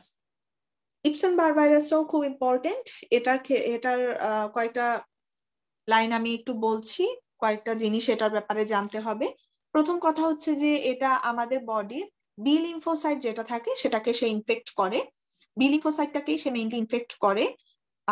সেকেন্ডলি সেটা হচ্ছে এটা স্যালাইভার মাধ্যমে ট্রান্সমিটেড হয় বা ডিউরিং কিসিং এর মাধ্যমে এটা ট্রান্সমিটেড হয়, এজন্য এটাকে কিসিং ভাইরাসও বলা হয়ে থাকে। ইপস্টেন বার ভাইরাসের অন্য নাম হচ্ছে কিসিং ভাইরাস। আচ্ছা, এবং আর যেটা তো আমরা আগে পড়েই আসছি যে যেহেতু সে আমাদের হার্পিস ভাইরাস ফ্যামিলির প্রথম 5জন সদস্যের মধ্যে পড়ে, এটাও আমাদের বডিতে লেটেন্ট ইনফেকশন করবে। আচ্ছা, এবং তাহলে প্রশ্ন আসতে পারে এখন যে তাহলে কোথায় হচ্ছে এটা লেটেন্ট থাকে? ওই যে আমাদের যে বি লিম্ফোসাইট, এই বি লিম্ফোসাইটের মধ্যেই এটা লেটেন্ট অবস্থায় থাকে। এরপরে যেটা, সেটা হচ্ছে diseases caused by Epstein Barr virus. এখানে দেওয়াই আছে সুন্দর করে, আপনারা একটু এখানে ইনফিনিটি স্টার দিয়ে নেবেন, খুবই ইম্পর্টেন্ট একটা টপিক, অনেকবার পরীক্ষায় এসেছে। তাহলে disease caused by Epstein Barr virus, এখানে সবার প্রথমে যেটা আমি একটু আগেই বলেছি, ইনফেকশাস মনোনিউক্লিওসিস। ইনফেকশাস মনোনিউক্লিওসিস আর কে করে আমরা একটু আগে জানতে পেরেছি, ইপস্টেন বার ভাইরাস ছাড়া। সাইটোমেগালোভাইরাস। থ্যাংক ইউ আপু, সাইটোমেগালোভাইরাসও করে। তাহলে এই ইপস্টেন বার ভাইরাসটাই আমরা হচ্ছে 1 নাম্বার প্রায়োরিটিতে রাখবো। এছাড়াও সাইটোমেগালোভাইরাসও ইনফেকশাস মনোনিউক্লিওসিস করে। আপনারা একটু কষ্ট করে পাশে লিখে নেবেন যে ইনফেকশাস মনোনিউক্লিওসিস এর অন্য নাম হচ্ছে গ্ল্যান্ডুলার ফিভার। ইনফেকশাস মনোনিউক্লিওসিস এর আরেকটা নাম হচ্ছে গ্ল্যান্ডুলার ফিভার। এছাড়া আমরা যখন অনকোজেনিক ভাইরাস পড়েছিলাম তখন কিন্তু আমরা জেনেছিলাম যে ইপস্টেন বার ভাইরাসটা কিন্তু একটা অনকোজেনিক ভাইরাস। তাহলে দেখেন এখানে সে অনেকগুলা ক্যান্সারের সাথে related, Burkitt's lymphoma, B cell lymphoma, nasopharyngeal carcinoma, hairy cell leukoplakia, এটা তো লিওকেমিয়া না, যাই হোক এটা হচ্ছে মানে আপনি যত ধরনের লিম্ফোমা পাবেন, এই থাইমিক কার্সিনোমা, এখানে আরো একটা দেওয়া নাই, থাইমিক কার্সিনোমা, এটার সাথেও হচ্ছে এরা রিলেটেড অবস্থায় থাকে। তাহলে কি কি ডিজিজ আছে আমি আরেকবার একটু বলে দিচ্ছি, ইনফেকশাস মনোনিউক্লিওসিস বা glandular fever, Burkitt's lymphoma, B cell lymphoma, nasopharyngeal carcinoma, thymic carcinoma, আর হচ্ছে ওরাল যে হিয়ারি লিওকোপ্লাকিয়ার সাথেও অ্যাসোসিয়েটেড থাকে। আচ্ছা, এগুলো হচ্ছে যে এখানে যেটা ক্লিনিক্যাল ফিচার ইনফেকশাস মনোনিউক্লিওসিস এর, এটা আসলে খুব একটা এগুলো ইম্পর্টেন্ট না, আপনারা চাইলে একবার রিডিং দিয়ে রাখতে পারেন। এখানে হচ্ছে যে এই একটু নিচের দিকে আছে দেখেন, list of some complication of infectious mononucleosis, এখানে এটাও হচ্ছে আপনারা একবার রিডিং দিয়ে রাখতে পারেন, খুব একটা জরুরি না আসলে।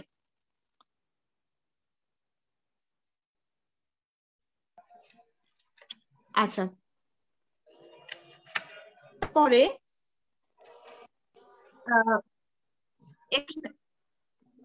আচ্ছা, তাহলে হার্পিস ভাইরাস ফ্যামিলিতে যে ভাইরাস গুলো আছে এর মধ্যে কিন্তু আমরা অলরেডি কয়েকটা ভাইরাস সম্পর্কে পড়লাম। আমরা herpes simplex 1, 2, varicella zoster virus, cytomegalo virus এবং ইপস্টেন ভাইরাস সম্পর্কে পড়লাম। তাহলে বাকি থাকলো কে? কোন ভাইরাসটা বাকি আছে হার্পিস ফ্যামিলির মধ্যে? Human herpes virus 8। হ্যাঁ, থ্যাংক ইউ আপু। হিউম্যান হার্পিস ভাইরাস 8, এটার স্লাইডটা এখানে নাই, আমাকে একটু সময় দিবেন, আমি এটার স্লাইডটা আপনাদেরকে দেখাচ্ছি। আমার আরেকটা ডকুমেন্টের মধ্যে আছে।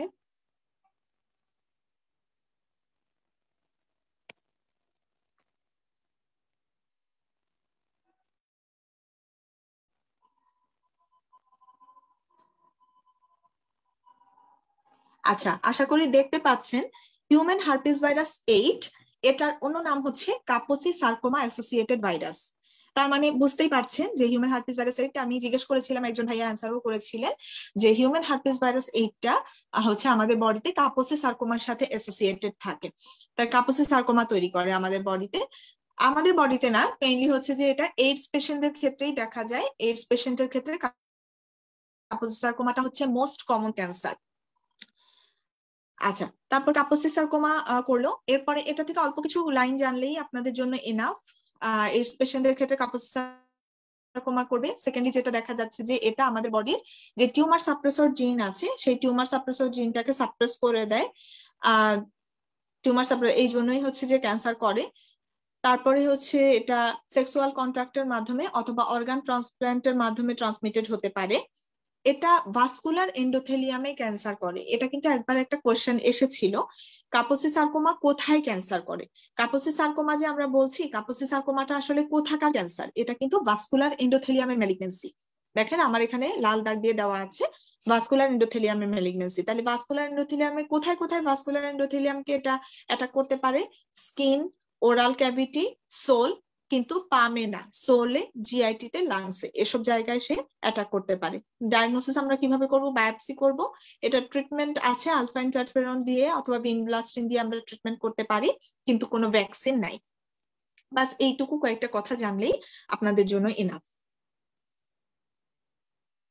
আচ্ছা, তারপরে আমরা একটু চলে আসি, আমাদের হার্পিস ভাইরাস ফ্যামিলি শেষ।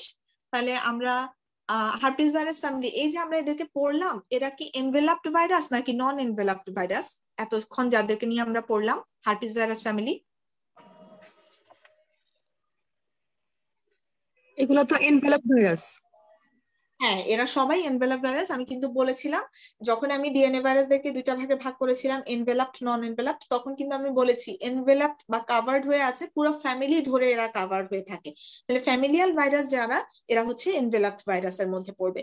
তাহলে আমাদের হার্পিস ভাইরাস ফ্যামিলি কিন্তু অলরেডি শেষ। সেকেন্ড যেই ফ্যামিলিটা আমাদের ছিল সেটা হচ্ছে পক্স ভাইরাস ফ্যামিলি। তাহলে পক্স ভাইরাস ফ্যামিলি নিয়েও হচ্ছে আমরা একটু তাহলে জানবো। এখানে আগে একটু দেখেন, pox virus family total member হচ্ছে 3 জন। টোটাল মেম্বার 3 জন, আমি আগেও বলেছি। এই 3 জনের নাম হচ্ছে small pox virus, vaccinia virus এবং মলাস্কাম কন্টাজিওসাম ভাইরাস। এর মধ্যে সবচেয়ে ইম্পর্টেন্ট হচ্ছে আমাদের স্মল পক্স ভাইরাস। তাহলে আমরা এটা সম্পর্কে একটু জানবো, আমি একটু দেখাই।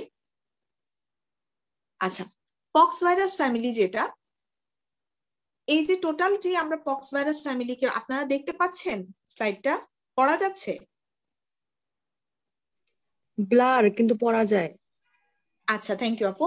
আমি আসলে ওই স্লাইডটা রেডি করতে পারিনি, আমি পরে ইনশাল্লাহ এডিট করে এটা রেডি করে দিতে পারবো। আচ্ছা, এখন হচ্ছে পক্স ভাইরাস ফ্যামিলি যেটা, পক্স ভাইরাস ফ্যামিলির হচ্ছে যে আমরা ওভারঅল যেটা জানবো যে এরা হচ্ছে পক্স ভাইরাস ফ্যামিলির যে ভাইরাস গুলো, এরা হচ্ছে লার্জেস্ট।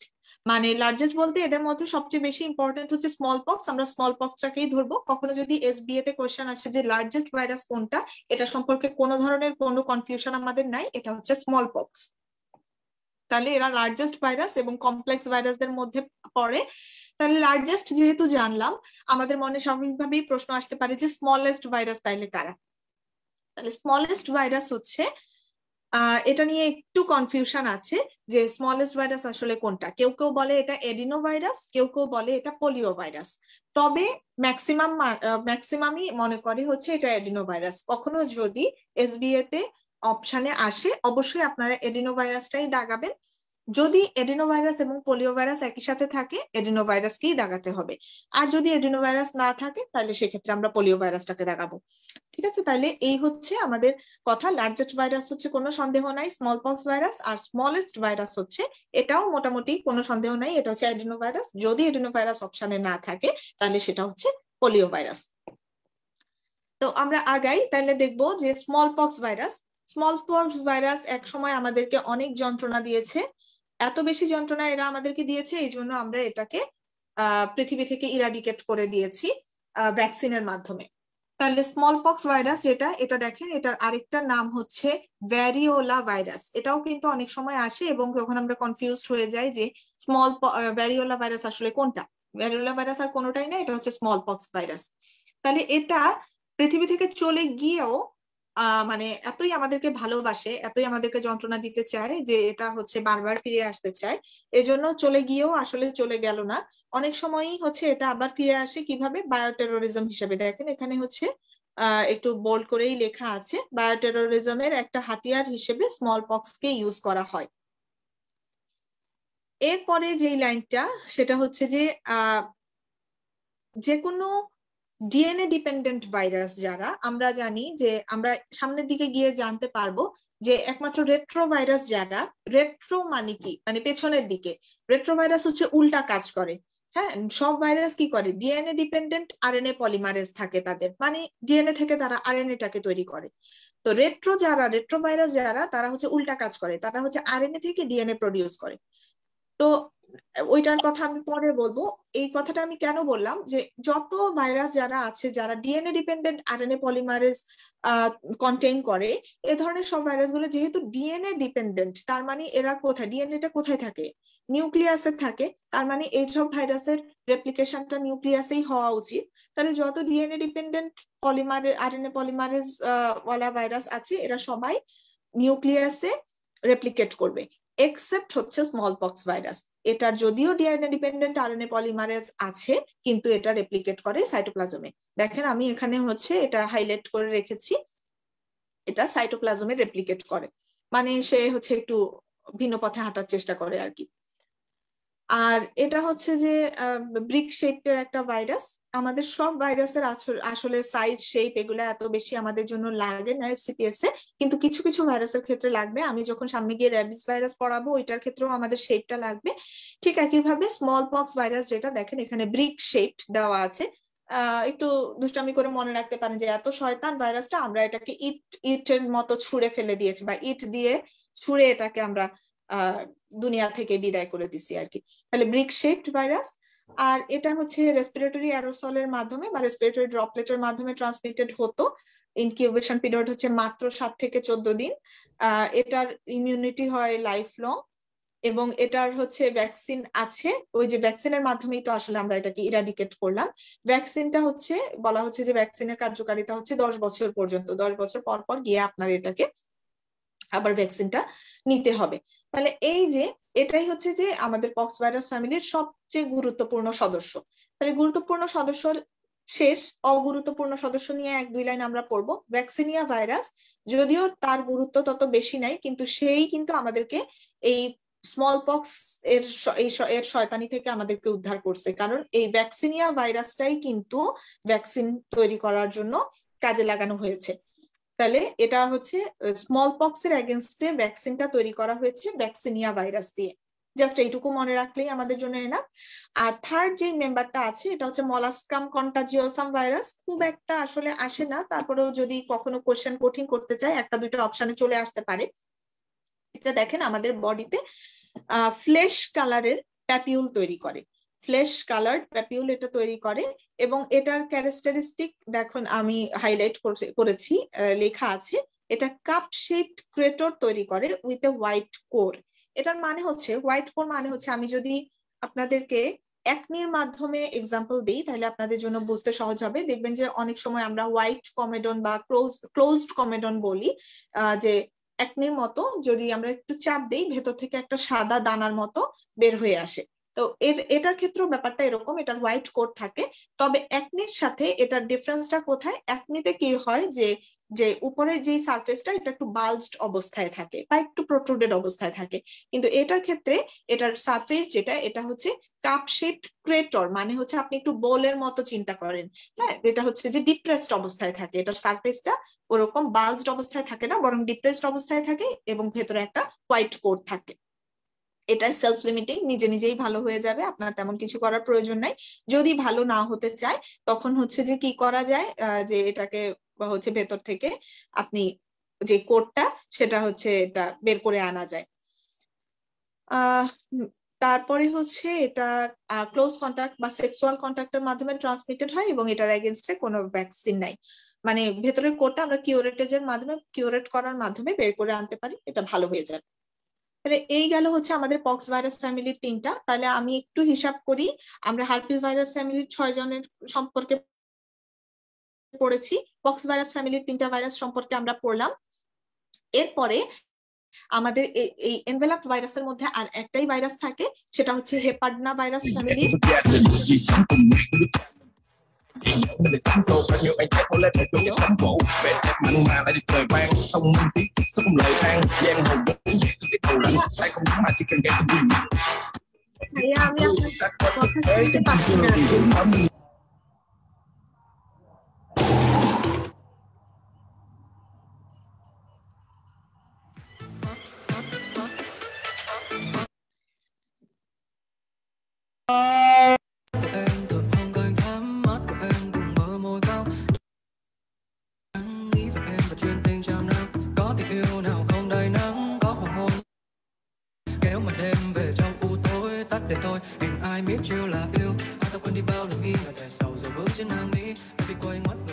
আচ্ছা ভাইয়া আপনি একটু আপনার মিউট করলে ভালো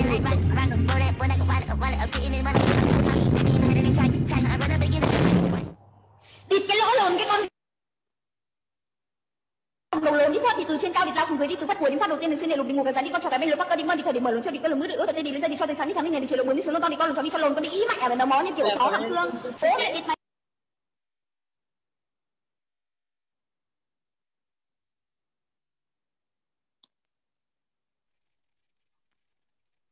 আচ্ছা সরি, এখন কি শোনা যাচ্ছে? আপনারা কি আমাকে শুনতে পাচ্ছেন?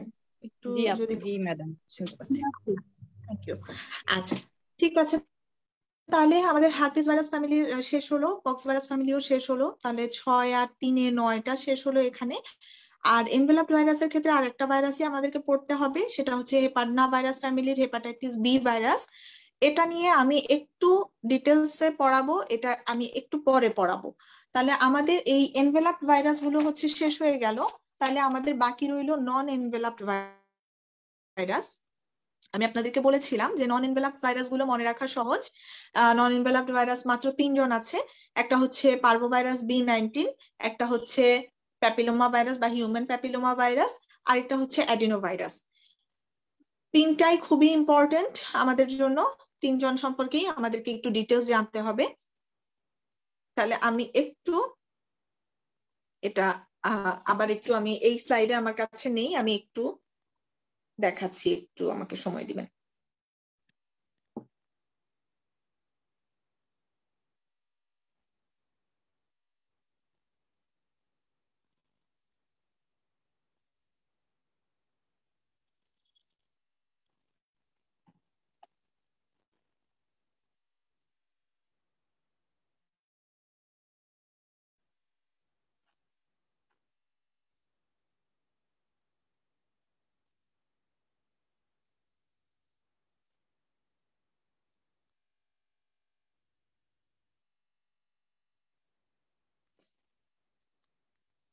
খুঁজে পাচ্ছি না, এই যে আচ্ছা পেয়েছি। আচ্ছা এইখানে হচ্ছে সবার আমি আগে একটু এখানে দেখেন, এই স্লাইডের মাঝামাঝিতে দেখা যাচ্ছে প্রথমে হিউম্যান প্যাপিলোমা ভাইরাস নিয়ে বলা আছে, এরপরে পার্ভোভাইরাস B19 নিয়ে বলা আছে। আমি আগে একটু পার্ভোভাইরাস B19টা সম্পর্কে বলতে চাচ্ছি। পার্ভোভাইরাস B19 যেটা, এটা হচ্ছে আমার একদম আজকের প্রথম যে স্লাইডটা ছিল, এই স্লাইডটাতে আমি ওইটা অ্যাড করে দিয়েছি। আপনারা কেউ যদি স্লাইডটা স্ক্রিনশট নিয়ে রাখেন পরে গিয়ে দেখতে পারবেন। একটা হচ্ছে পার্ভোভাইরাস B19, আমি একটু পরে গিয়ে দেখাই দিব, আমার ওই স্লাইডটাতে আছে ওটা। পার্ভোভাইরাস B19 স্পেশালি আমাদের যে জিনিসটা মনে রাখতে হবে সেটা হচ্ছে আমরা তো জানি যে ভাইরাস হচ্ছে আইদার ডিএনএ ভাইরাস অথবা আরএনএ ভাইরাস, দুইটা কখনো একসাথে থাকবে না।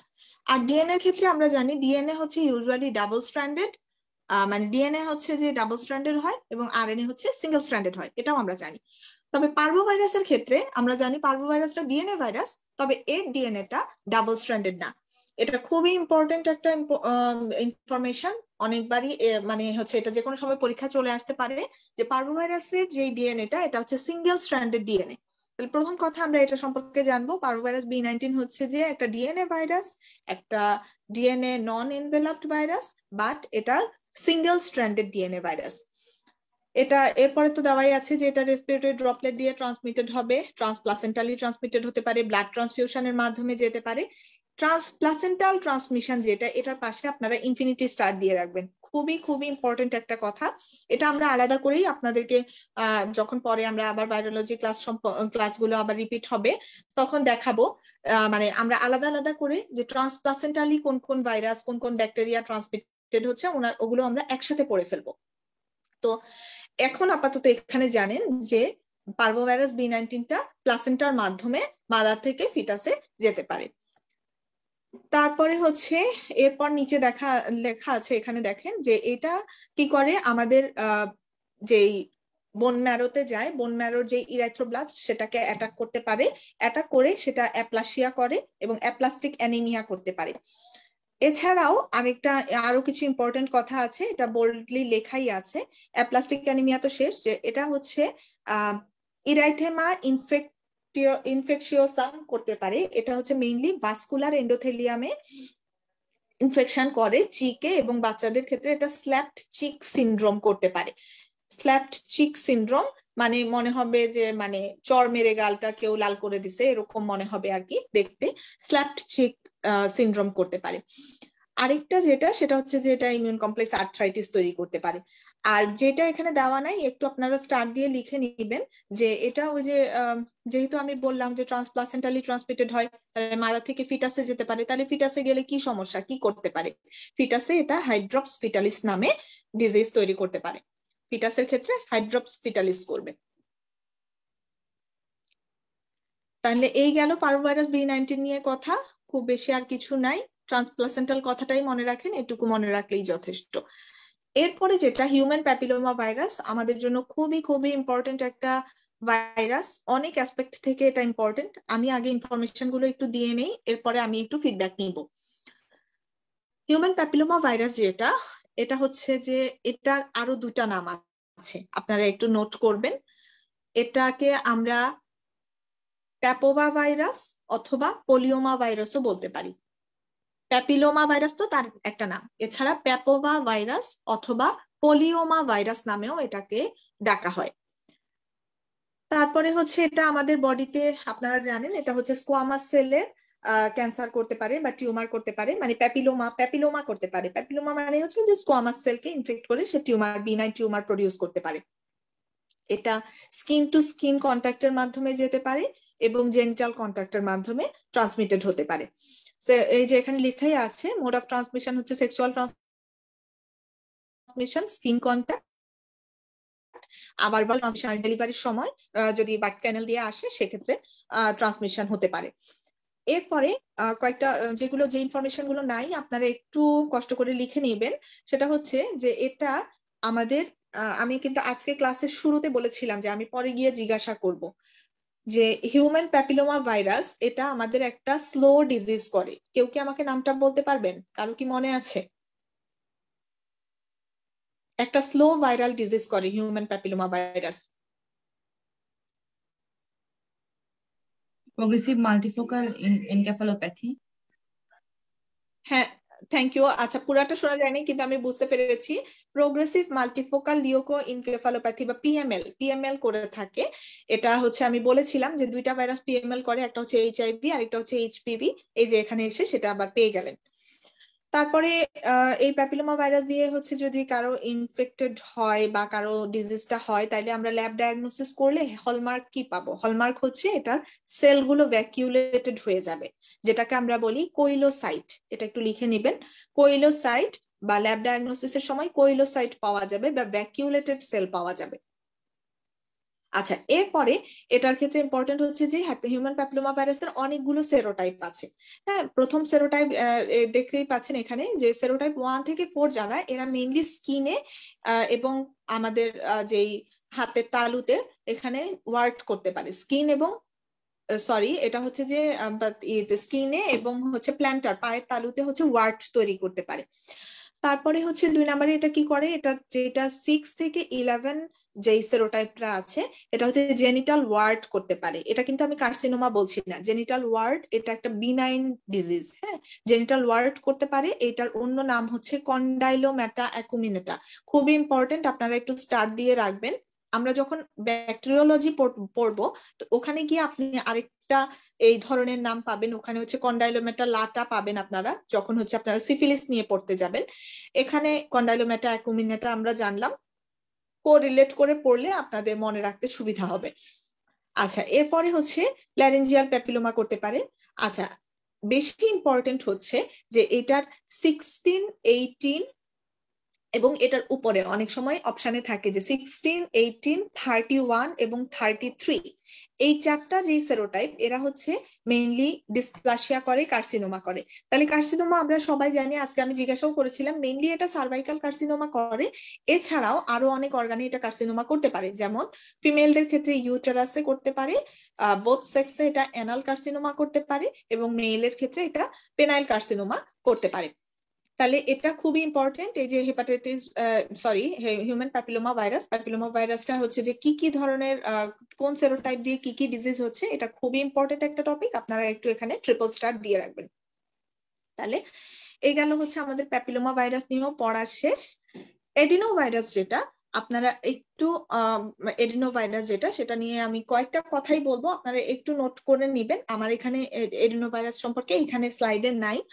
এডিনো ভাইরাস নিয়ে আমরা কিন্তু আজকের ক্লাসেই অলরেডি একটা কথা জানি, আমি কিন্তু আপনাদেরকে পড়িয়েছিলাম যে এটা একটা স্পেসিফিক ইনফেকশনের সাথে রিলেটেড।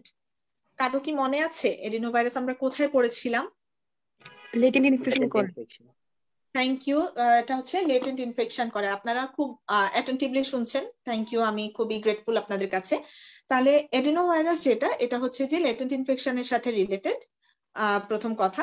আর 2 নম্বরে হচ্ছে যে এটা যেমন যে প্যাপিলোমা ভাইরাসের যেমন অনেকগুলো সেরোটাইপ আছে, ঠিক একইভাবে এডিনো ভাইরাসেরও অনেকগুলো সেরোটাইপ আছে। তো সেরোটাইপের মধ্যে 3, 4, 7, 21 এই চারটা এরা রেসপিরেটরি ডিজিজ করে। আপনারা কেউ যদি নোট করে থাকেন, যদি বুঝতে সমস্যা হয় আমাকে কোশ্চেন করতে পারবেন। 3, 4, 7 এবং 21 এই চারটা করে রেসপিরেটরি ডিজিজ। এরপরে সেরোটাইপ 11 এবং 21 এরা করে হেমোরেজিক সিস্টাইটিস। হেমোরেজিক সিস্টাইটিস মানে হচ্ছে আমাদের ইউরিনারি ব্লাডারকে অ্যাটাক করবে এবং হচ্ছে সেখান থেকে হেমোরেজিক সিস্টাইটিস তৈরি করবে, 11 এবং 21। আর লাস্ট অফ অল হচ্ছে 41 এবং 40 এবং 41 এটা হচ্ছে ইনফ্যান্টাইল গ্যাস্ট্রোএন্টারাইটিস করতে পারে, ইনফ্যান্টাইল গ্যাস্ট্রোএন্টারাইটিস করতে পারে। তাহলে আবার একটু আমি রিপিট করছি, 3, 4, 7, 21 এরা করবে রেসপিরেটরি ডিজিজ, 11 এবং 21 এইগুলো করবে হচ্ছে হেমোরেজিক সিস্টাইটিস, আর 40, 41 এটা করবে ইনফ্যান্টাইল গ্যাস্ট্রোএন্টারাইটিস। বাস এটুকু জানলেই হবে। আচ্ছা, কেউ কি আমাকে বলতে পারবেন, এই যে যেহেতু আমি প্যাপিলোমা ভাইরাস নিয়ে পড়ালাম, আপনারা জানেন হিউম্যান প্যাপিলোমা ভাইরাস এটা তো আসলে সব দিক দিয়ে সবাইকেই, মানে শুধু যে মেয়েদের সার্ভাইকাল ক্যান্সার সবচেয়ে কমনলি এটা করে, তবে ছেলেদেরও যে বাঁচার খুব উপায় আছে তা না, কারণ সার্ভাইকাল ক্যান্সার যেমন করতে পারে একই সাথে এটা পেনাইল ক্যান্সারও করতে পারে, এবং বোথ সেক্সের জন্য হচ্ছে এটা অ্যানাল ক্যান্সারের সাথেও রিলেটেড। সো সবাইকেই আসলে এটাতে প্রোটেক্টেড থাকাটা উচিত, এবং প্রোটেক্টেড থাকার জন্য এটার ভ্যাকসিন আছে। এটার যে ক্যান্সারটা সেটা ভ্যাকসিন দিয়ে আমরা আগে থেকেই প্রিভেন্ট করতে পারি। তাহলে হিউম্যান প্যাপিলোমা ভাইরাস হচ্ছে যে একটা ভ্যাকসিন প্রিভেন্টেবল, হিউম্যান প্যাপিলোমা ভাইরাসের যে সার্ভাইকাল ক্যান্সার এটা হচ্ছে একটা ভ্যাকসিন প্রিভেন্টেবল ক্যান্সার। সার্ভাইকাল ক্যান্সারটা একটা ভ্যাকসিন প্রিভেন্টেবল ক্যান্সার। আর কোন ভ্যাকসিন প্রিভেন্টেবল ক্যান্সার কি আমাদের বডিতে আছে? কেউ কি আমাকে বলতে পারবেন? হেপাটাইটিস বি ভ্যাকসিন আছে। Very good. তাহলে হেপাটাইটিস বি যে আমি আজকে বলেছি, হেপাটাইটিস বি ভাইরাস যে হেপাটোসেলুলার কার্সিনোমা করে, এটাও হচ্ছে যে একটা ভ্যাকসিন প্রিভেন্টেবল ক্যান্সার। তাহলে দুইটা ক্যান্সারই আছে আমাদের বডিতে, একটা হচ্ছে যে কার্সিনোমা সার্ভিক্স আর একটা হচ্ছে হেপাটোসেলুলার কার্সিনোমা, এই দুইটা হচ্ছে ভ্যাকসিন প্রিভেন্টেবল ক্যান্সার। আচ্ছা, তাহলে আমি যেহেতু আজকে হচ্ছে যে আমাদের এই টপিকটাও শেষ, ডিএনএ নন এনভেলাপ ভাইরাসটাও শেষ। আমাদের আজকে আর লাস্ট টপিক বাকি, সেটা হচ্ছে যে এনভেলাপ ভাইরাসের মধ্যে হেপাটাইটিস বি ভাইরাস। আমি একটু শর্টলি হেপাটাইটিস বি ভাইরাসটা বলবো, বলে আমরা আমাদের আজকের ক্লাসটা শেষ করে দিব। আমি একটু আমার আগের স্লাইডটাতে যাচ্ছি।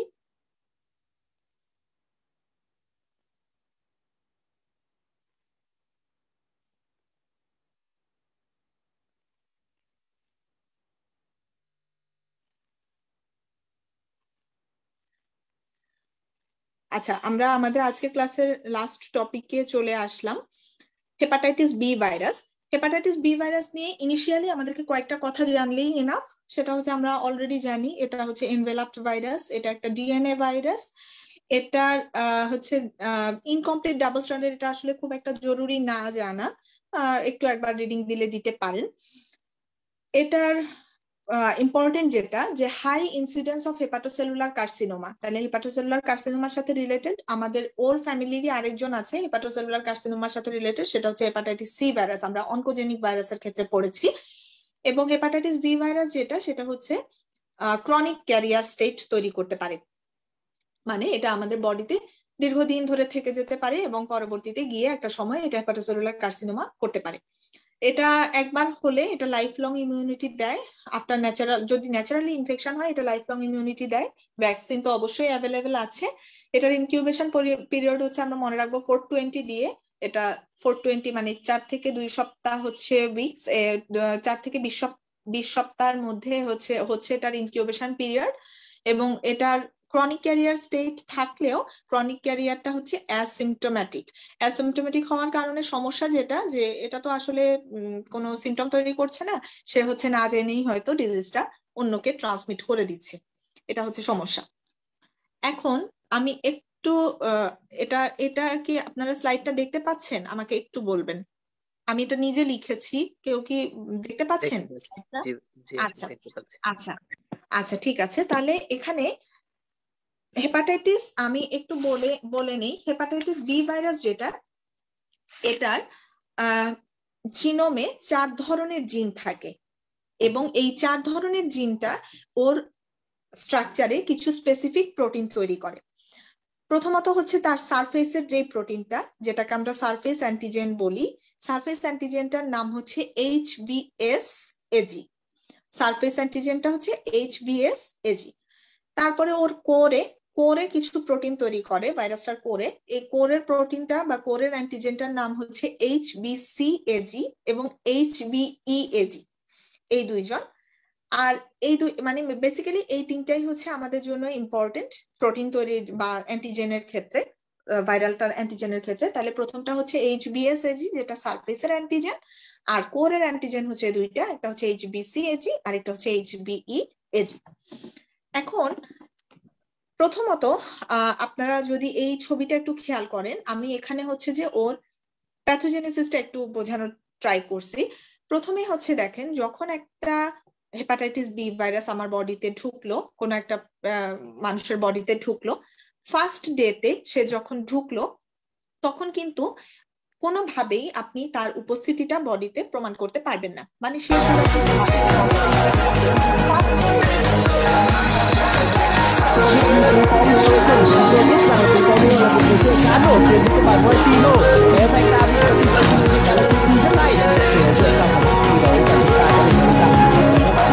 có kỹ năng rất tốt, đặc biệt là người chơi của bên phía đội tuyển của Đồng Nam, đội tuyển trái đất, đó là cứu có người yêu.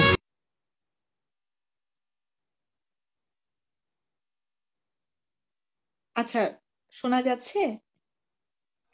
জি আপু। আচ্ছা আচ্ছা, ঠিক আছে। আচ্ছা, প্রথমে হচ্ছে যখন ফার্স্ট ডেতে এই ভাইরাসের অ্যান্টিজেনটা বা ভাইরাসটা আমার বডিতে ঢুকলো, ওর সারফেস অ্যান্টিজেন কিন্তু আমার বডিতে তখন present.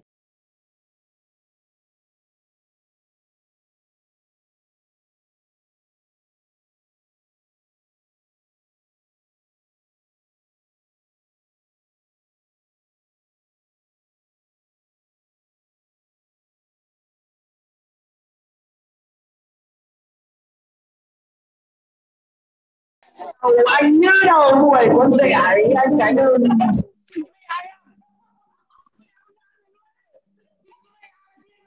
Bây giờ đi tao đi đâu?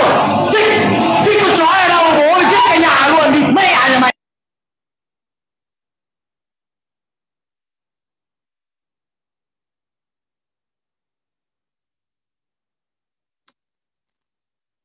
আচ্ছা, শিশির ভাইয়া আপনি কি আছেন লাইভে এখানে?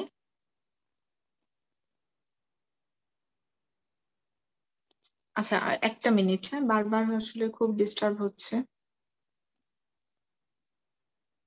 আমাকে একটু সময় দিবেন, 1 minute.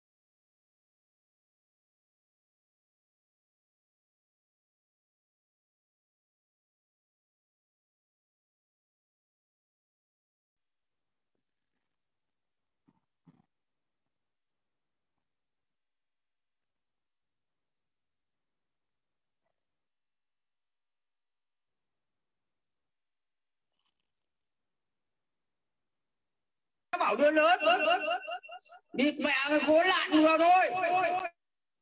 Ồ cha luôn chúng mày.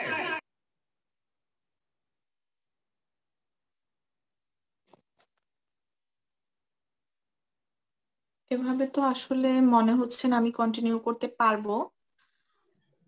আচ্ছা ঠিক আছে, আমি দেখি যদি হচ্ছে বেশি এরকম ডিস্টার্ব হয় তাহলে আমি মানে আজকে ক্লাসটা শেষ করে দিব। জি ম্যাম, আসসালামু আলাইকুম ম্যাম। কোন আইডিটা যেন এমন করতেছে? হ্যাঁ, আমি কয়েকটাই রিমুভ করলাম ভাইয়া, কয়েকটা আইডি আমি রিমুভ করে দিছি, কিন্তু স্পেসিফিক একটা না, দুইটা তিনটা আইডি থেকে। ঠিক আছে, অসুবিধা নেই ম্যাম, এখন আর করবে না। আমি তো আপনি আমাকে একটা আচ্ছা, আমি এখন আমি সব পার্টিসিপেন্টকে মিউট করে রাখছি, যদিও কেউ যদি বলতে চায় আচ্ছা তারা আপনি আনমিউট করে কন্টিনিউ করেন প্লিজ। হ্যাঁ, ওই যে ডক্টর আচ্ছা, তুরিন ঠিক আছে। হ্যাকার ও একটু ডিস্টার্ব করতেছে, হ্যাঁ। ওর শুরুতে আউট করে দিচ্ছি। আচ্ছা ঠিক আছে, থ্যাংক ইউ। আচ্ছা ঠিক আছে, তাহলে আশা করি আর সমস্যা হবে না, আমি একটু তাড়াতাড়ি এটা শেষ করে দিই। আচ্ছা, আমাদের হেপাটাইটিস বি ভাইরাস নিয়ে আমরা বেসিক কিছু জিনিস প্রথমে জানলাম। এটা তো আমরা জানি যে এটা একটা এনভেলপড ভাইরাস, এটা ডাবল স্ট্র্যান্ডেড ডিএনএ কন্টেইন করে। তারপর হচ্ছে যেটা আমরা জেনেছি যে এটা আমাদেরকে একবার যদি ন্যাচারালি ইনফেক্ট করে তাহলে এটা লাইফ লং ইমিউনিটি দেয়। এটা একটা অনকোজেনিক ভাইরাস, হেপাটোসেলুলার কার্সিনোমার সাথে রিলেটেড থাকে, এবং এটা আমাদের বডিতে ক্রনিক ক্যারিয়ার স্টেট তৈরি করতে পারে। ক্যারিয়ার স্টেটটা অ্যাসিমটোমেটিক, যে জন্য সে হয়তো না জেনেই অন্যকে ইনফেক্ট করে দিচ্ছে। এরপরে আমরা যেটা জানলাম যে এটার 4টা জিন আছে, এই 4টা জিন থেকে এটার কিছু স্পেসিফিক প্রোটিন তৈরি হয় ওর জন্য, ভাইরাল স্পেসিফিক। তাহলে সারফেসে যেই প্রোটিনটা থাকে, যে অ্যান্টিজেনটা থাকে, তার নাম হচ্ছে HBsAg, এবং কোরে যে প্রোটিন বা অ্যান্টিজেনটা থাকে তার নাম হচ্ছে HBcAg এবং HBeAg। আপাতত এটুকু জানলেই আমাদের জন্য হবে। এখন যখন কেউ হেপাটাইটিস বি ভাইরাস দিয়ে ইনফেক্টেড হলো, ডে 1 ফার্স্ট ডেতে যখন ইনফেক্টেড হলো, তখন কিন্তু তার ওই ভাইরাসের সারফেস অ্যান্টিজেনটা ওই হোস্টের ভেতরে চলে গেছে, কিন্তু হোস্টের বডিতে সেটাকে ডিটেক্ট করার কোনো উপায় থাকে না। এরকম পুরোপুরি নন ডিটেক্টেড অবস্থায় আপু, যাবো HBs AG HBeAg আর হচ্ছে HBc বলছেন, আর একটা কোনটা? 4টা না মোট? না 4টা জিন, কিন্তু প্রডিউস করে প্রোটিন হচ্ছে আমাদের জন্য 3টাই। এই 3টা প্রোটিনই বেশি ইম্পর্টেন্ট, বা এই 3টা অ্যান্টিজেনই বেশি ইম্পর্টেন্ট। আচ্ছা ঠিক আছে। আচ্ছা, তাহলে এখন সারফেস অ্যান্টিজেন নিয়ে হচ্ছে আমাদের প্রথম কথা। সারফেস অ্যান্টিজেনটা যখন হচ্ছে আসার পরে ডে 1-এ আমাদের বডিতে ঢুকলো, ঢোকার পরে কিন্তু এটাকে আমরা ডিটেক্ট করতে পারবো না। এরকম আনডিটেক্টেড অবস্থা, আপনি কোনো টেস্ট দিয়ে এটাকে ডিটেক্ট করতে পারবেন না। অ্যাসিমটোমেটিক অবস্থায় এটা থাকবে, আনডিটেক্টেড অবস্থায় থাকবে। এই ডে 1 থেকে শুরু করে 1 মাস যাওয়ার পরে এই ফার্স্ট মান্থে গিয়ে দেখেন, আমি এখানে অ্যারো দিয়ে দিয়েছি, ফার্স্ট মান্থে যাওয়ার পরে এটা হচ্ছে যে আমাদের বডিতে তার যে কোর, সে যখন আমাদের বডিতে ঢুকেছে সে তো তার তিনটা অ্যান্টিজেন নিয়েই ঢুকেছে, সারফেস অ্যান্টিজেনটাকে নিয়েও ঢুকেছে, তার যে কোরের দুইটা HBCAG আর HBEAG দিয়ে আছিল তাদেরকে নিয়েই ঢুকেছে। এখন 1 মাস পরে গিয়ে ওই যে কোরের একটা অ্যান্টিজেন HBCAG ওইটার এগেনস্টে একটা অ্যান্টিবডি তৈরি করবে। আচ্ছা 1 মাস যাওয়ার পরে, আচ্ছা 1 মাস যাওয়ার পরে এটা প্রথম ডিটেক্টেবল অবস্থায় আসবে। এটাই আপাতত মনে রাখেন যে প্রথম দিন থেকে যাওয়ার পরে 1 মাস যাওয়ার পরে তখন এটা প্রথম ডিটেক্টেবল স্টেটে আসে। ঠিক আছে, এই জন্যই কিন্তু এটার ইনকিউবেশন পিরিয়ডটা আমরা 0 থেকে 20 উইকস বলি নাই। এটার ইনকিউবেশন পিরিয়ডটা আমরা কি বলছি, কি দিয়ে মনে রাখতে বলছি? 420 দিয়ে মনে রাখতে বলছিলাম। মানে 4 উইকস থেকে 20 উইকস, 4 উইকস মানে 1 মান্থ, তাহলে 4 উইকস থেকে 20 উইকস পর্যন্ত হচ্ছে তার ইনকিউবেশন পিরিয়ড। এবং এই 4 উইকস পার হওয়ার পরে সে আমাদের বডিতে ডিটেক্টেবল স্টেটে আসবে। আচ্ছা, তারপরে 1 মাসের ডিটেক্টেবল স্টেটে আসলো, এরপরে তার তো ইনকিউবেশন পিরিয়ডটা এখন স্টার্ট হয়ে গেল। ইনকিউবেশন পিরিয়ডটা 1 মাস থেকে স্টার্ট হয়ে গেল। 5th মান্থে গিয়ে এই যে তার আমাদের HBsAg যার কথা বলছি, সারফেস অ্যান্টিজেনটা 5th মান্থে গিয়ে আমাদের বডি থেকে চলে যাবে, লিভ করবে, আমাদের বডিকে অ্যান্টিজেনটা লিভ করবে। আর তার মানে এখন কিন্তু সারফেস অ্যান্টিজেন বডিতে নাই। আর 6th মান্থে, এর ঠিক 1 মাস পরে বা 6th মান্থে গিয়ে এই সারফেস অ্যান্টিজেনের এগেনস্টে আমি এদিকে লেফট সাইডে লিখেছি, দেখেন অ্যান্টিবডি তৈরি হচ্ছে। অ্যান্টিবডি তৈরি হচ্ছে, হ্যাঁ, সেই অ্যান্টিবডির নাম হচ্ছে anti-HBs। HBs অ্যান্টিজেনের এগেনস্টে অ্যান্টিবডিটার নাম হচ্ছে anti-HBs।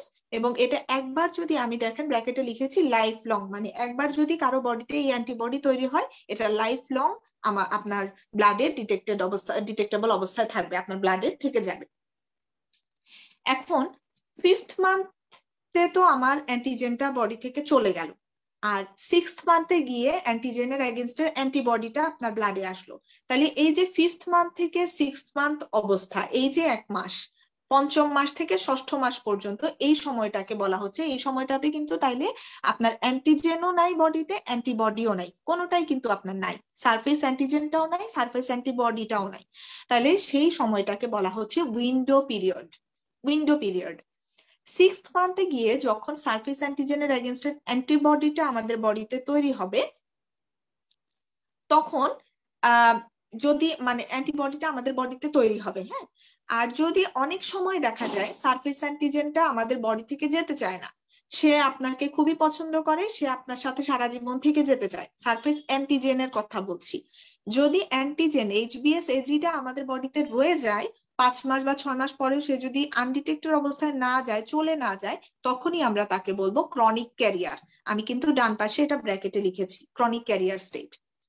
আর ওই যে 1 মাস থেকে 5 মাস ওই সময়টুকুকে আমরা যে বলছি ইনকিউবেশন পিরিয়ড, এই ইনকিউবেশন পিরিয়ডে কিন্তু তখন কিন্তু অ্যান্টিজেনটা ছিল, HBsAgটা আছে। এই অ্যান্টিজেনটা তখন অ্যান্টিজেন তো আছেই, এরা তখন ভাইরাসগুলো বসে বসে আরো একটা কাজ করে। কি কাজ করে দেখেন, ওখানে লেখা আছে, আমি উপরে লিখেছি ডান পাশে উপরের দিকে। তখন কোর অ্যান্টিজেনের এগেনস্টে সে একটা অ্যান্টিবডি তৈরি করে, এই অ্যান্টিবডির নাম হচ্ছে anti-HBc। তাহলে একটু নিচের দিকে মিডলের দিকে খেয়াল করেন, anti-HBc যে অ্যান্টিবডিটা, এটা 2 ধরনের হতে পারে। যদি একটা হচ্ছে যদি রিসেন্ট ইনফেকশন হয় তাহলে যেই অ্যান্টিবডিটা তৈরি হবে সেটা হচ্ছে ইমিউনোগ্লোবিউলিন M। আর যদি পাস্ট ইনফেকশনটা মানে পাস্ট ইনফেকশন না, মানে 2 ধরনের অ্যান্টিবডি তৈরি করে, একটা হচ্ছে IgM অ্যান্টিবডি আর একটা হচ্ছে IgG অ্যান্টিবডি। এখন একবার যার কোরের এগেনস্টে IgG অ্যান্টিবডি তৈরি হবে সেইটা লাইফ লং আপনার বডিতে থাকবে। আর IgM যে অ্যান্টিবডিটা, এটা 3 মাস পরে বডি থেকে ডিসঅ্যাপিয়ার করবে। ঠিক আছে, যদি এখন আপনি কারো ব্লাড টেস্ট করে দেখেন যে আপনার IgM অ্যান্টিবডিটা কোরের এগেনস্টে আইজিএম অ্যান্টিবডিটা আপনি পাচ্ছেন আছে, তাহলে আপনার কি বোঝা উচিত? এটা কি অনেক আগের ইনফেকশন নাকি এটা recent infection? Recent infection. Recent infection, কারণ আমরা তো জানি যে এটা 3 মাসের মধ্যে ডিসঅ্যাপিয়ার করে যাবে, তাহলে আমার বুঝতে হবে যে ইনফেকশনটা 3 মাসের মধ্যেই হয়েছে, মানে রিসেন্ট ইনফেকশন হয়েছে। এখন এই যে আমি উপরে লিখেছি যে আমার সারফেস অ্যান্টিজেনের এগেনস্টের অ্যান্টিবডিটা লাইফ লং আমার বডিতে থাকবে, তাহলে লাইফ লং আমার বডিতে যে থাকবে সেটা আমার দুই ভাবে বডিতে আসতে পারে। হ্যাঁ, একটা হচ্ছে যে আপনার ন্যাচারাল ইনফেকশনের মাধ্যমে এই বডিটা তৈরি হয়েছে, সেটা লাইফ লং হতে পারে, অথবা আপনি ভ্যাকসিন নিয়েছেন, সেইটার তখন ভ্যাকসিন নিলেও তো এই সারফেসের এগেনস্ট অ্যান্টিবডিটা তৈরি হবে, সেটাও আপনার বডিতে লাইফ লং থাকবে। তাহলে আপনি কিভাবে বুঝবেন যে এটা কি আপনার ভ্যাকসিনের কারণে অ্যান্টিবডি তৈরি হয়েছে নাকি এটা আপনার পাস্ট কোনো ইনফেকশনের কারণে তৈরি হয়েছে? এটা বুঝতে হলে তাহলে আমরা কিভাবে বুঝতে পারি? দেখেন আমি নিচের দিকে দিয়ে দিয়েছি, যে ভ্যাকসিন নিয়েছে, যার কোনোদিন পাস্ট ইনফেকশন হয় নাই, তার কি কোর অ্যান্টিজেনের এগেনস্ট এই যে আইজিজি অ্যান্টিবডি যেটা, এটা কি তৈরি হবে? আমি তো বলেই দিয়েছি যে আইজিজি অ্যান্টিবডিটা হচ্ছে পাস্ট ইনফেকশনের ক্ষেত্রে, তাহলে যার বডিতে শুধুমাত্র সারফেস অ্যান্টিজেনের এগেনস্টের অ্যান্টিবডিটা আমরা পাবো, কিন্তু কোর অ্যান্টিজেনের এগেনস্টে কোনো আইজিজি অ্যান্টিবডি আমরা পাবো না, তাহলে সেটা বুঝতে হবে ভ্যাকসিনেটেড পেশেন্ট। আর যাদের ক্ষেত্রে সারফেস অ্যান্টিজেনের এগেনস্টের অ্যান্টিবডিও পজিটিভ থাকবে, আবার আপনার কোর অ্যান্টিজেনের এগেনস্টের অ্যান্টিবডিটা আইজিজিটাও পজিটিভ থাকবে, তাদের ক্ষেত্রে বুঝতে হবে যে এটা ডিউ টু পাস্ট ইনফেকশন, এটা ভ্যাকসিনেশনের জন্য না, এটা পাস্ট ইনফেকশনের কারণে হয়েছে। তাহলে এই হচ্ছে যে মোটামুটি। আর যদি আরেকটা হচ্ছে আমার এখানে লেখা নাই, আপনারা একটু লিখে নিতে পারেন, সেটা হচ্ছে যে ওই যে আমরা HBE অ্যান্টিজেন বলেছি, এটা কি সারফেসের না কোরের? HBE অ্যান্টিজেনটা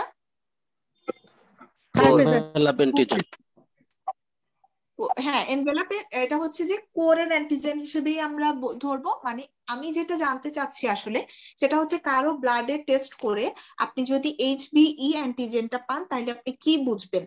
তখন আপনার বুঝতে হবে যে এখন তার বডিতে ভাইরাল রেপ্লিকেশনটা এখন হচ্ছে, এখন অ্যাক্টিভ ইনফেকশনটা জি সরি হ্যাঁ এটা হাইলি ট্রান্সমিসিবল এবং অ্যাক্টিভ ভাইরাল রেপ্লিকেশন এখন হচ্ছে, ভাইরালটা ভেতরে আছে, ভাইরাসটা অ্যাক্টিভলি রেপ্লিকেট করছে এবং হাইলি ট্রান্সমিসিবল স্টেটে এখন আছে, এটা বুঝতে হবে। ঠিক আছে, তাহলে এই হচ্ছে আমাদের মোটামুটি এইটা আপনি যদি এই ছবিটা একটু মাথার মধ্যে রাখতে পারেন তাহলে আশা করি হচ্ছে আপনার তেমন একটা আর সমস্যা হবে না। আরেকটা লাস্ট ইনফরমেশন একটু আমি দিয়ে আজকে ক্লাসটা শেষ করব, সেটা হচ্ছে এটা আপনি একটু ইনফিনিটি স্টার দিয়ে আপনারা একটু কষ্ট করে লিখে নিবেন, আমার এখানে নাই স্লাইডে। সেটা হচ্ছে কারো যদি ভ্যাকসিন নিতে চায়, ধরেন আপনি এখন ভ্যাকসিন নিতে চাচ্ছেন, তাহলে আপনার যদি এখন অ্যাক্টিভ ইনফেকশন থাকে আপনি কি ভ্যাকসিনটা নিতে পারবেন না। তাহলে আপনার অ্যাটলিস্ট কি কি টেস্ট করতে হবে ভ্যাকসিনটা নেওয়ার আগে, যে এখন আপনার বডিতে হেপাটাইটিস বি ভাইরাসটা আছে কিনা, আপনার কি সেই জন্য কি কি টেস্ট আপনার করা উচিত। তাহলে এটা একটু পয়েন্ট করে লিখেন।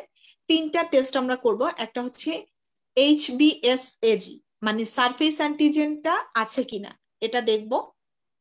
2 নম্বরে দেখব anti-HBc মানে HBCর ওই যে কোর যে অ্যান্টিজেন এটার এগেইনস্টে অ্যান্টিবডিটা আছে কিনা। আরেকটা হচ্ছে anti-HBs এটা আছে কিনা মানে সারফেস অ্যান্টিজেনের এগেইনস্টে অ্যান্টিবডিটা আছে কিনা। তাহলে 3টা সহজ, একটা হচ্ছে যে সারফেস অ্যান্টিজেন আছে কিনা, 2 নাম্বার হচ্ছে সারফেস অ্যান্টিজেনের এগেইনস্টে অ্যান্টিবডি আছে কিনা, 3 নাম্বার হচ্ছে কোরের যে HBc ওইটার এগেইনস্টে অ্যান্টিবডি আছে কিনা। তাহলে এই 3টা দেখে যদি নেগেটিভ থাকে তাহলে আপনি ভ্যাকসিন দিতে পারবেন। আচ্ছা, তাহলে লাস্ট এটা আমি একটু একটা ফিডব্যাক নিয়ে আজকে ক্লাসটা শেষ করে দিব। ক্রনিক ক্যারিয়ার স্টেট বুঝতে হলে কোন একটা জিনিস থাকলে আপনি বুঝবেন যে ক্রনিক ক্যারিয়ার, কোন একটা জিনিস ব্লাডে পজিটিভ আসলে আপনি ক্রনিক ইনফেকশন বুঝবেন? anti-HBc IgG। হ্যাঁ anti-HBc IgG মানে এটা প্রিভিয়াস ইনফেকশন হয়েছে এবং এটা বডিতে রয়ে গেছে মানে লাইফ লং থেকে যাবে, এটা বুঝতে হবে যে এটা ক্রনিক ক্যারিয়ার স্টেট। তাহলে এই হচ্ছে কথা। আমরা হয়তো আগামী তে যখন আবার ক্লাস নিব তখন আরো ডিটেলস এগুলো নিয়ে আলোচনা করতে পারবো। আপনারা সবাই আমার সাথে অনেক আজকে হেল্পফুল ছিলেন, অনেক অ্যাটেন্টিভলি আপনারা ক্লাস করেছেন, কারণ আমি ফিডব্যাক নিতে গিয়েই বুঝেছি। আপনাদেরকে অসংখ্য ধন্যবাদ। আশা করি নেক্সটে আবার দেখা হবে। আর হচ্ছে যে যদি আপনাদের কোথাও কোনো কনফিউশন থাকে, আপনারা এখানে লাইভের শেষেও এটা দেওয়া থাকবে, আপনারা কমেন্ট করে আমাকে জানাতে পারবেন।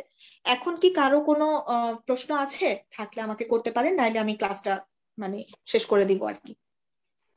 আপু, ভ্যাকসিনেশন এবং পাস্ট ইনফেকশন দুইটা ডিফারেন্সিয়েট কিভাবে করবো আবার একটু বললে ভালো হতো। হ্যাঁ হ্যাঁ হ্যাঁ, আচ্ছা আমি বলছি।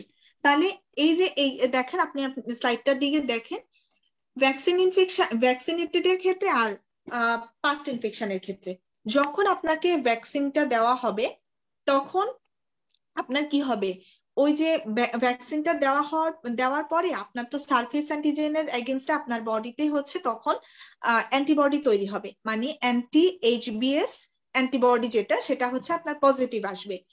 কিন্তু আপনি তো ভ্যাকসিন দেওয়ার আগে অবশ্যই টেস্ট করেছেন, তাহলে আপনার তো প্রিভিয়াস যদি ইনফেকশন কখনো হয়ে থাকে তাইলেই না আপনার কোরের অ্যান্টিজেনের এগেনস্টে যে অ্যান্টিবডিটা, যে এইচবিসি আইজিজি যেটাকে আমরা বলেছি, একটু মিডলের দিকে খেয়াল করেন, এটা কিন্তু একবার বডিতে তৈরি হলে এটা লাইফ লং থাকবে। এখন আগে যদি কোনোদিন আপনার বডিতে এই হেপাটাইটিস ভাইরাসটা না ঢুকে থাকে, তাহলে কি আপনার এই কোরের অ্যান্টিবডিটা আসবে? আসবে না। এই কোরের অ্যান্টিবডি আপনার বডিতে প্রেজেন্ট থাকা মানে, আইজিজিটা প্রেজেন্ট থাকা মানে প্রিভিয়াসলি আপনি ইনফেক্টেড হয়েছেন। আর একবার এটাও যেমন লাইফ লং থাকে, একইভাবে অ্যান্টি এইচবিএস অ্যান্টিবডি যেটা, মানে সারফেস অ্যান্টিজেনের এগেনস্টে অ্যান্টিবডি যেটা, এটাও কিন্তু লাইফ লং থাকে। তাহলে কারো বডিতে যদি এই দুইটা পজিটিভ থাকে তাহলে সে নিঃসন্দেহে আমার পাস্ট ইনফেকশনের পেশেন্ট। আর যদি দুইটার মধ্যে অন্তত একটাও আমি ধরি, সেটা কোনটা? কোর অ্যান্টিজেন, কোরের আইজিজি অ্যান্টিবডিটা, এটা যদি আমার পজিটিভ থাকে বুঝতেই হবে এটা অবশ্যই পাস্ট ইনফেকশনের কারণে হয়েছে। আর ভ্যাকসিন যাদের পাবে তাদের ক্ষেত্রে তো শুধুমাত্র সারফেস অ্যান্টিজেনের এগেনস্টে হচ্ছে আপনার ইয়াটা তৈরি হবে, সারফেস অ্যান্টিজেনের এগেনস্টে আপনার অ্যান্টিবডিটা তৈরি হবে, সেটাই আমরা পজিটিভ পাবো। তার ক্ষেত্রে কিন্তু কোরের যে আইজিজি অ্যান্টিবডিটা সেটা আসবে না, সেটা ব্লাডে থাকবে না। তাহলে এই জন্য হচ্ছে এইভাবে হচ্ছে আমরা এটাকে মানে ডিফারেন্সিয়েট করতে পারি আর কি।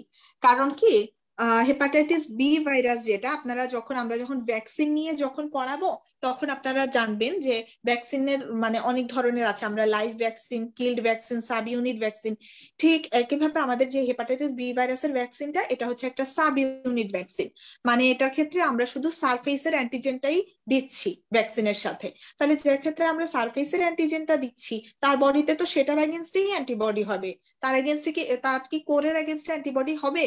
হবে না। তাহলে কোরের এগেনস্টে অ্যান্টিবডি আইজিজি যদি আপনি পান তাহলে এটা অবশ্যই পাস্ট ইনফেকশন, এটা নট ডিউ টু ভ্যাকসিনেশন। বুঝতে পেরেছেন ভাইয়া? হ্যাঁ জি আপু, বুঝতে পেরেছি। Thank you. আচ্ছা, থ্যাংক ইউ। তাহলে আল্লাহ হাফেজ, আবার ইনশাল্লাহ ভবিষ্যতে দেখা হবে। ভালো থাকবেন সবাই। আমি ক্লাসটা শেষ করে দিচ্ছি।